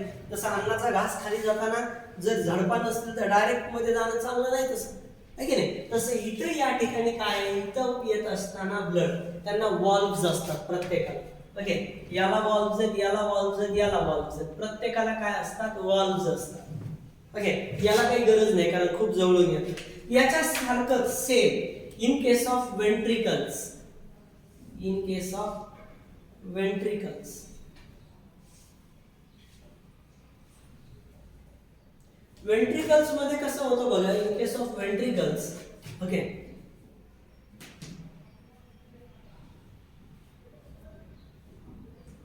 डिस्ट्रीब्युटिंग चेंबर हे रिसिव्हिंग आहे आणि हे वेंट्रिकल कसं आहे? डिस्ट्रीब्यूट करतं. डिस्ट्रीब्यूट म्हणजे ज्याचे त्याला ब्लड देऊन टाकतं वेगवेगळ्या पार्टला. आता कुणाला कोण देतं बघा. ओके, डिस्ट्रीब्युटिंग चेंबर मध्ये दोन आहेत. One is right ventricle and other one is left ventricles.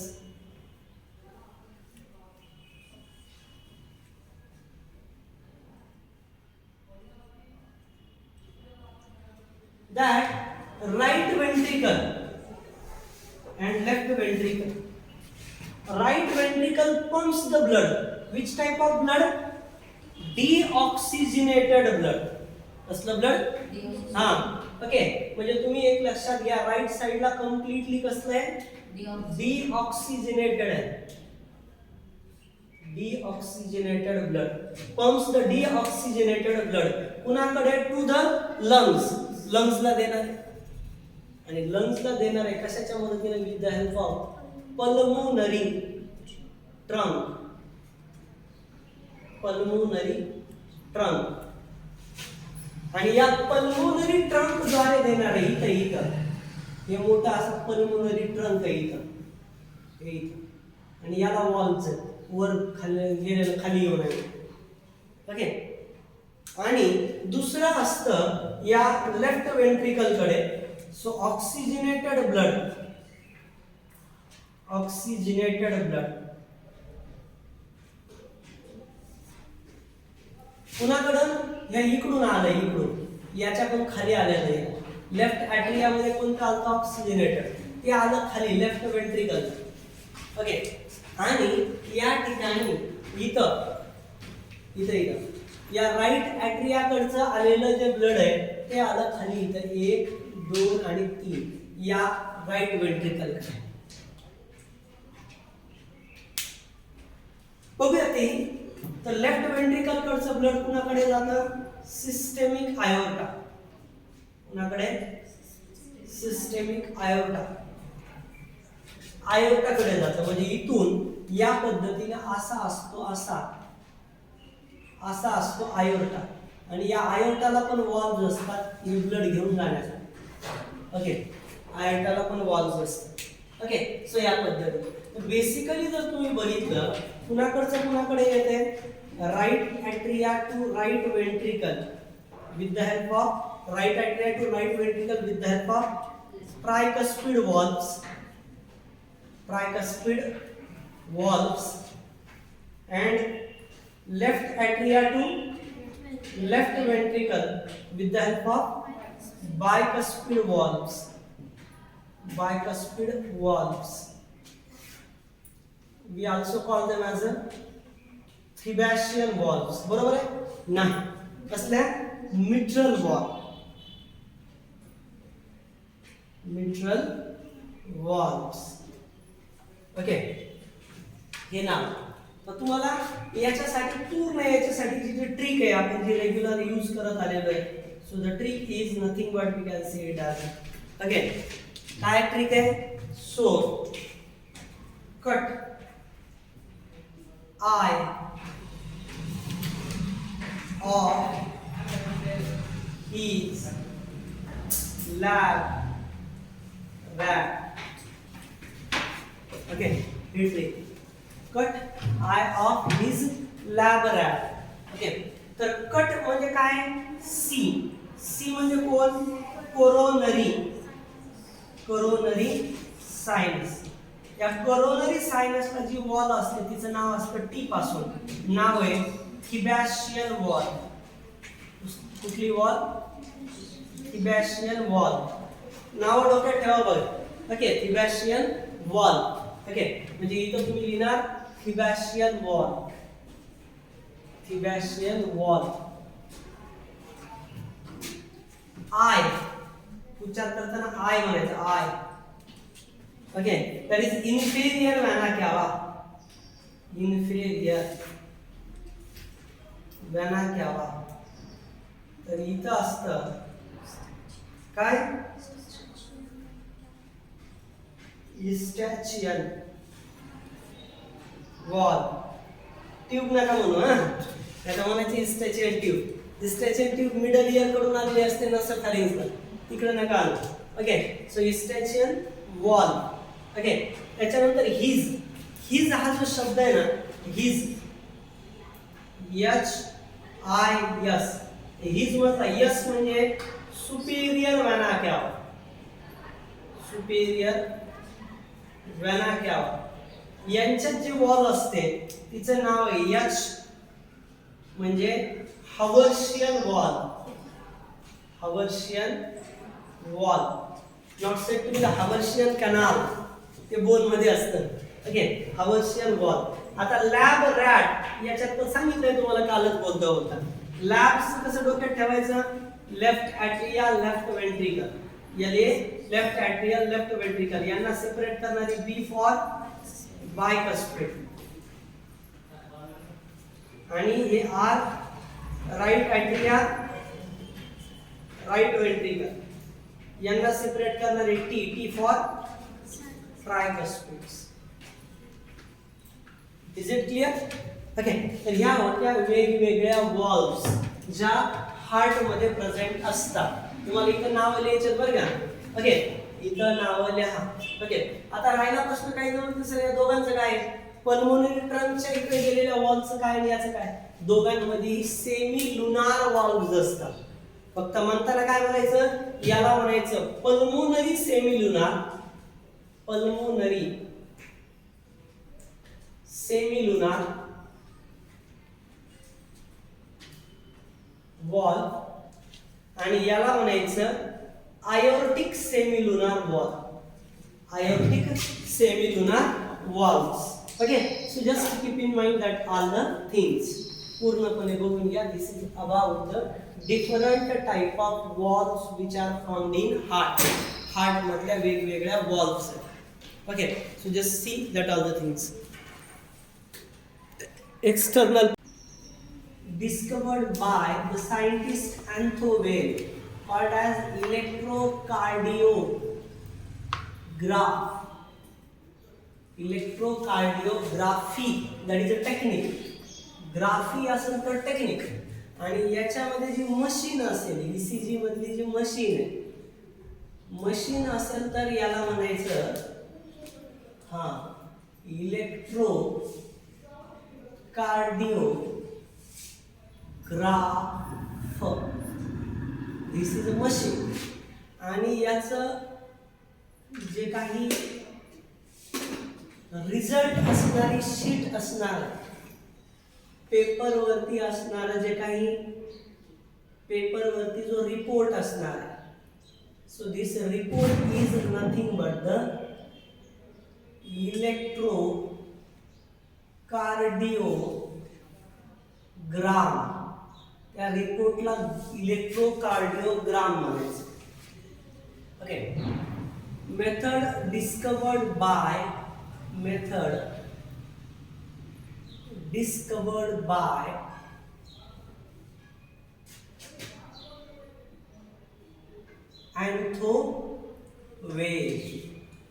Antho Weil ने डिस्कवर केलेली ही मेथड.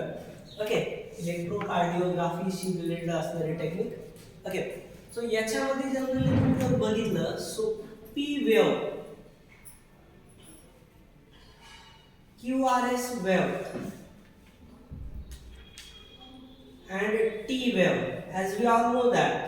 झालं हे काय काय रिप्रेझेंट करतात बघा.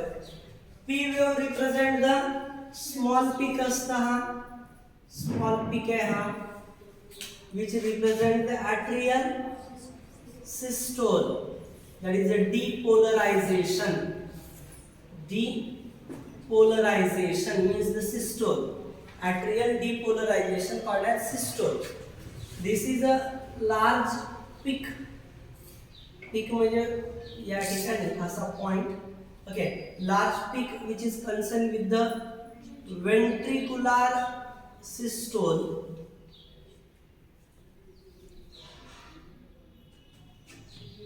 Ventricular systole, that is depolarization, and T is a small peak, is another small peak after QRS.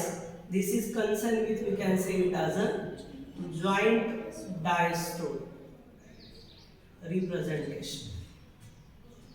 Here this is somewhat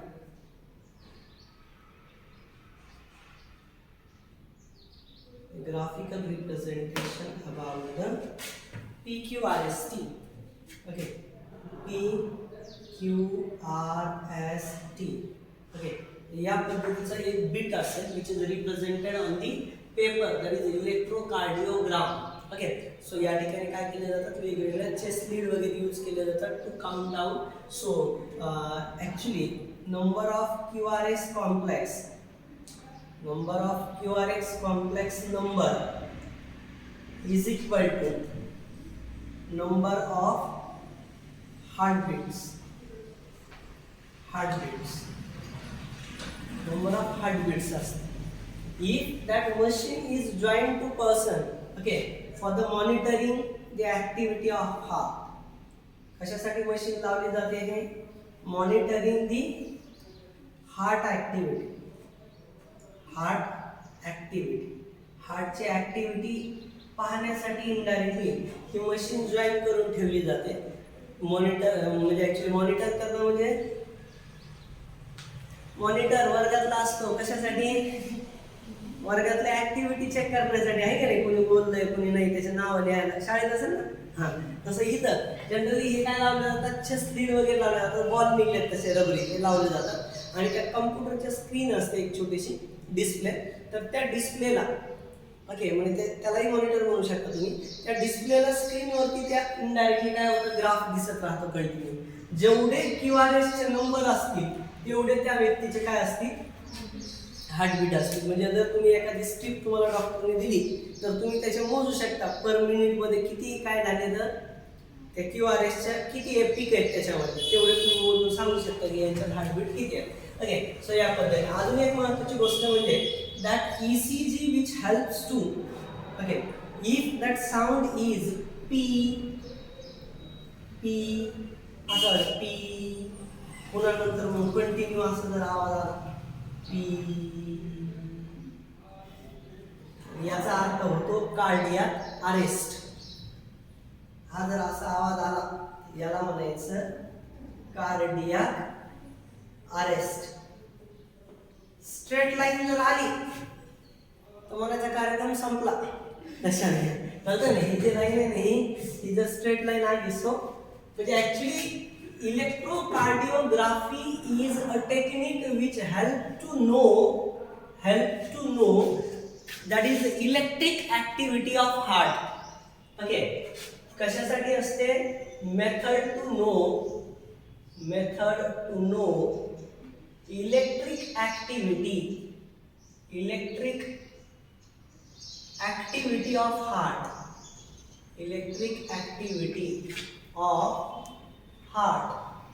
हार्टची electric activity माहीत करून घेण्यासाठी ECG असेल. Okay, so this is a short review for the ECG साठीचा हा एक short review असेल. Okay, ECG also help to know the different kind of, we can say it as a heart disorder too. Okay, हार्टच्या ह्याच्यामध्ये जर काही problem असेल तर तुमचे जे पीक आहेत PQRS याच्यामध्ये तर या पॉईंटमध्ये काहीतरी चेंजेस होतील.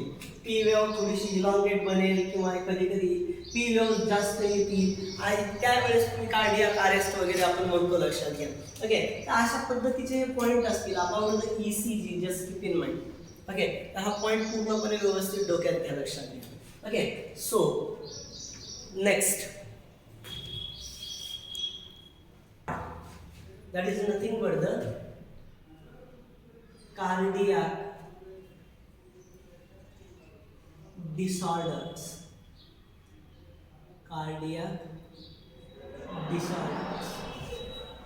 Actually, cardiac disorders include, so the first one is concerned with hypertension. Hypertension. First one is related with the hypertension.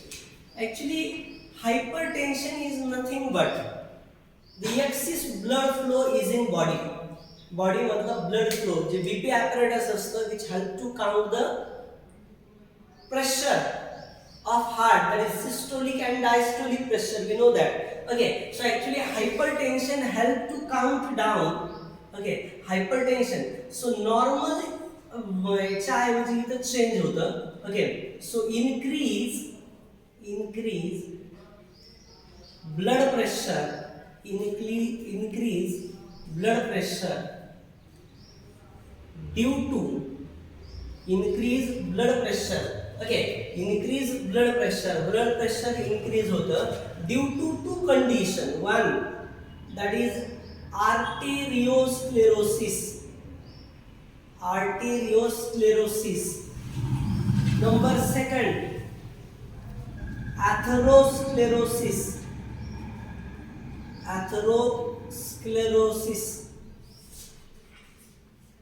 Okay, arteriosclerosis, atherosclerosis या दोन कंडिशन मुळे काय होतं, ब्लड प्रेशर इनक्रीज होतं.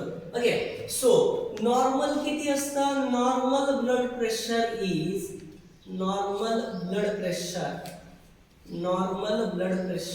as we all know that is about 120 per 80. Okay, 120 per 80 म्हणजे mm of Hg. जसं partial pressure आपण mm of Hg मध्ये मोजतो. Hg मर्क्युरीचं जसं वर जाईल त्या बीपीच्या इन्स्ट्रुमेंट मध्ये त्या पद्धतीने. So mm of Hg that is normal blood pressure. So upper is somewhat called as systolic. Okay, याच्यामध्ये जे काही आपण रिप्रेझेंट करतो हे 120 by 80 मध्ये, तर याच्यामध्ये हे जे 120 रिप्रेझेंट केलं जातं. So this is a systolic pressure at the time of heart contraction. आणि हे जे लोअर रिप्रेझेंट केलं जातं, so this is somewhat called as diastolic pressure. काय बरं, डायस्टोलिक प्रेशर. ओके, म्हणजे सिस्टोलिक अँड डायस्टोलिक प्रेशर हे जे काही असतात यांचं रिप्रेझेंटेशन म्हणजे नॉर्मल या ठिकाणी बीपी चेक करणं म्हणतो आपण, ब्लड प्रेशर म्हणतो नॉर्मल. ओके, तर या ब्लड प्रेशर मध्ये चेंज होतो. काय होतो, ॲथेरोस्क्लेरोसिस आणि आर्टेरियोस्क्लेरोसिस. तर आर्टेरियोस्क्लेरोसिस म्हणजे काय लक्षात घ्या, हार्डनिंग द ब्लड व्हेसल. काय होते याच्यामध्ये, हार्डनिंग ब्लड व्हेसल हार्ड बनते. कशामुळे बनते, it may because of ageing. कधी कधी एज मुळे सुद्धा होऊ शकतं, बिकॉज ऑफ एजिंग, वय झालंय, म्हातारपणी. ओके, त्याच्यामुळे सुद्धा हार्डनिंग होऊ शकते. ओके, सो या it may because of we can say it as a stress कंडिशनशी रिलेटेड असेल. ओके, अँड जनरली ॲथेरोस्क्लेरोसिस शब्दाचा अर्थ होतो डिपॉझिशन ऑफ फॅट म्हणा, कॅल्शियम म्हणा. ओके, फॅट असेल, कॅल्शियम असेल, काही प्रकारचे साल्ट्स असतील. ओके, फॅट, कॅल्शियम, साल्ट्स असतील. Even the person so which is somewhat smoker, continuous smoker असेल, तर ते स्मोक जे असतील त्या स्मोकचे सुद्धा या ठिकाणी सो जे काही पार्टिक्युलेट मॅटर असेल ते असेल, लक्षात घ्या. तर त्या पद्धतीने ते काय होईल, याच्यामध्ये जाऊन डिपॉझिट होईल. And because of that particularly that so deposition of that fat, calcium, salt, smoke inside lumen of blood vessel. This is somewhat called as atherosclerosis. आर्टेरिओ आणि ॲथरो. ॲथरो शब्दाचा अर्थ तुम्हाला कळाला असेल तर थोडक्यात फॅट डिपॉझिशन म्हणायचं आणि आर्टेरिओ मध्ये म्हणजे हार्डनिंग होणं ब्लड वेसलची, या पद्धतीने. हे मेन कारण आहे. Okay, atherosclerosis which is also because of taking the spicy food. Spicy, जास्त तेलकट वगैरे एकदम मसाल्याचे पदार्थ वगैरे खाल्ले, लगेच लक्षात घ्या जिभेला खूप चटक असते काही पदार्थांचे. ओके, याच्यामुळे काय होतं, जास्त मसाल्याचे पदार्थ खाल्ले तर ब्लड वेसलच्या इनर लाइनिंगला हे डिपॉझिशन होऊन या पद्धतीने पार्ट होऊ शकतो. Okay, so just keep in mind. So this is what about the हायपरटेन्शनचे कॉज झाले. हायपरटेन्शनचे कॉज झाले. आता याच्यामध्ये जर तुम्ही बघितलं तर नॉर्मल एवढं आहे, पण हायपरटेन्शन मध्ये किती प्रेशर असतं. So in hypertension pressure will be more than 140 divided by 100 or 160 divided by 120 mm of H. हे एकदम हाय झालं आहे की नाही, असं जे प्रेशर आहे. So this is somewhat said to be the hypertension. याला हायपरटेन्शन म्हणतो आपण. एनसीईआरटीने काय व्हॅल्यू पकडली आहे तर सिस्टोलिकला 140 दिलं आहे, आय थिंक सो. ओके, आणि डायस्टोलिकला 90 दिलं आहे. ओके, म्हणजे जनरली तुम्ही जर बघितलं तर 80चं काय झालं, 90 झालं, आणि 120चं म्हणजे हे 20ने वाढवलेलं दाखवलंय आणि हे 10ने वाढवलेलं दाखवलंय. So whatever we just said. Okay, म्हणजे जनरली तुम्ही जर बघितलं तर याच्यामध्ये तुम्ही थोडा जरी चेंज झाला, असं एवढं जरी चेंज झाला तरी देखील तुम्ही त्याला काय म्हणू शकता, हायपरटेन्शन म्हणू शकता. लक्षात घ्या. So this is the first cause झाला hypertension. So related with the cardiac disorder. Okay, so या पद्धतीने. अजून second one is nothing but second जो काही याच्याशी कन्सर्न पॉइंट आहे. So this is somewhat. Okay. So second is somewhat related with second जो याच्याशी concept point है. So we just take it as angina.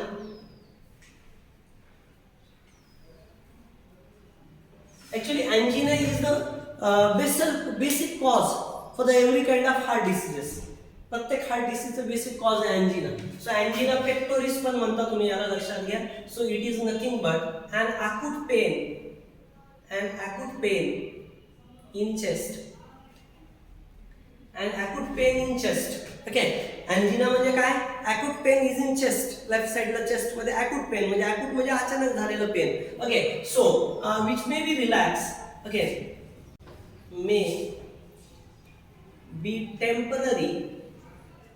may be temporary and reduce after some time. थोड्या वेळानंतर automatically काय होणार आहे, तो म्हणजे ती कंडिशन कमी होणार आहे. This is said to be the angina. This angina is concern with, we can say it as atherosclerosis in coronary artery. As we know that this coronary artery which supply that oxygenated blood to the heart wall. Oxygenated blood to the heart wall, and if there is a deposition of that fat, so insufficient supply of oxygen to the heart wall. Okay, heart wall ला ऑक्सिजनचा supply जर कमी झाला, so which cause particularly, so coronary artery मध्ये atherosclerosis झाल्यामुळे we also take it as that is also said to be the CAD, that is a coronary artery disease. Coronary artery disease. This is somewhat said to be the CAD. Okay, so which is somewhat related with the angina. So angina is nothing but the basic cause of every heart disease. But generally, it is directly associated with the coronary artery, that is said to be the atherosclerosis is in the coronary artery. Mainly continuous smokers, they have such a kind of, or some of the having the more fat Okay, so cause the particularly that angina. Somewhat angina is also caused because of the deposition of that fat is in the liver too. Okay, liver ची concern सुद्धा fat जर वाढलं, so that person unable to breathe in, breathe out properly, and so it may cause, okay, the pressure on the lungs may cause the particularly that severe effect on the heart. Okay, heart वरती सुद्धा त्याचा परिणाम होऊ शकतो. So this is concerned with the angina. Okay, so it can be eliminated through, we can say it as the method. Okay, diagnosis ही जी काही असणार आहे, so diagnosis for the angina is nothing but the angiography. Okay, and the treatment for this angina is nothing but, treatment for angina is angioplasty. The term angiography is nothing but to detect the blockage is in blood vessel. Blood vessel मतलब blockage कुठल्या blood vessel मध्ये, coronary artery च्या कुठल्या लोकेशनला blockage आहे ते तपासणं, आणि angioplasty means the removal of that kind of blockage. ते blockage काढणं याला angioplasty म्हणलं जातं. So this is the treatment. Okay, number next, third one, disease. That is nothing but the heart failure. Heart failure is nothing but, we can say it as that progressively heart activities stop. Okay, because of weakening of muscle due to the lack of oxygen. Okay, so फरक काय आहे बघा, confuse नाही व्हायचं बघा. Okay, heart failure म्हणजे काय, so progressive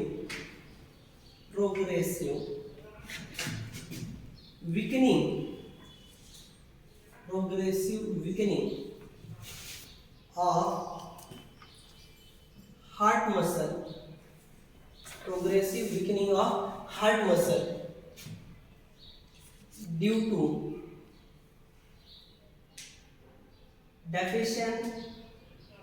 deficient O2 supply. O2 चा सप्लाय जर कमी असेल, so which cause that progressive weakening of heart muscle.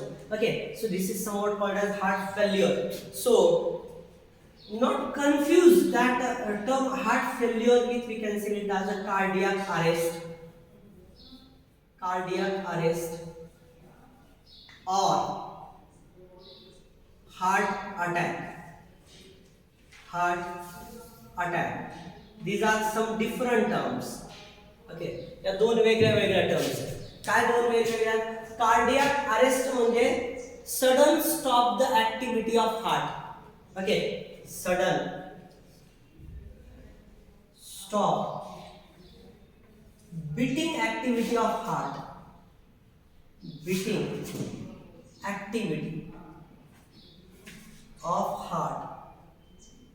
हार्टची beating activity suddenly stop होणं, म्हणजे हार्ट बीट होत नाही, पंपिंग होत नाही, पंपिंग सडनली स्टॉप होणं. This is somewhat called as cardiac arrest. म्हणजे इथं तुमचं कार्डियाक आउटपुटच येणार नाही. इथं जरी तुम्हाला हे झालं, in case of particularly heart failure, heart muscle deficient O2 सप्लायमुळे विकनिंग होतील. याचा अर्थ या केसमध्ये, in this case actually, so that blood supply is less. Okay, blood supply even occurred was less blood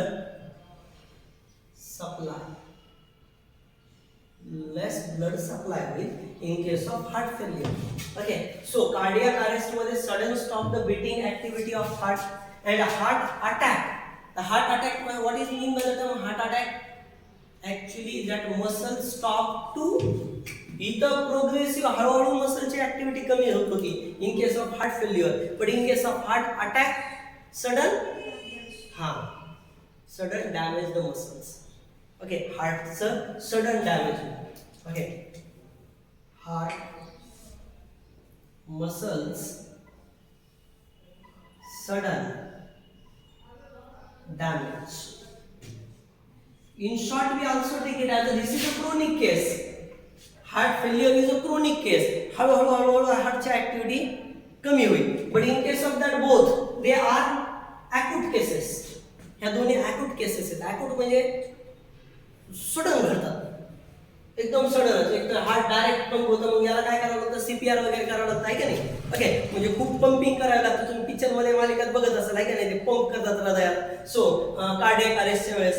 okay, so cardiac heart attack असेल तर heart muscle काय होतं, सडनली डॅमेज होतात लक्षात घ्या, आणि याच्यामुळे हार्ट स्टॉप होतं वर्किंग करणं. सो या पद्धतीने. So this is concern with the heart failure. बरं तुम्ही म्हणा सर याला काय विलाज आहे, याला एकच विलाज, काय, रिप्लेसमेंट थेरपी. ज्यावेळेस आपल्याला जाणवायला लागले तर त्यावेळेस काय करू शकतो आपण, हार्ट फेल्युअर झालेलं आहे तर त्यावेळेला काय करता येईल, तर हार्ट रिप्लेस करता येतं, म्हणजे ऑर्गन ट्रान्सप्लांटेशन, हार्ट ट्रान्सप्लांट करू शकतो आपण, हार्ट ट्रान्सप्लांटेशन. ओके, सो या पद्धतीची केस असेल. What about we can say it as heart failure. Okay, so these are the different cases related with the that cardiac disorders. Okay, so next one that is nothing but, okay, so hypotension. Okay, so what is mean by the term hypotension? Hypotension means nothing but we can say it as a low pressure. Okay, hypotension म्हणजे low pressure, आणि hypertension म्हणजे काय, तर more pressure. And this more pressure, हे जे काही जास्तीचं pressure आहे, this pressure can cause sudden damage,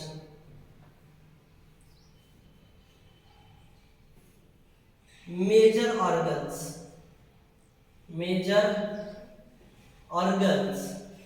sudden damage major organs like brain, kidneys.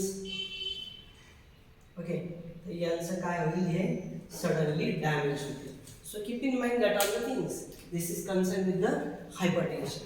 Okay, so hypertension, angina, heart failure, these are the different kind of cardiac disorders. Okay, so just keep in mind.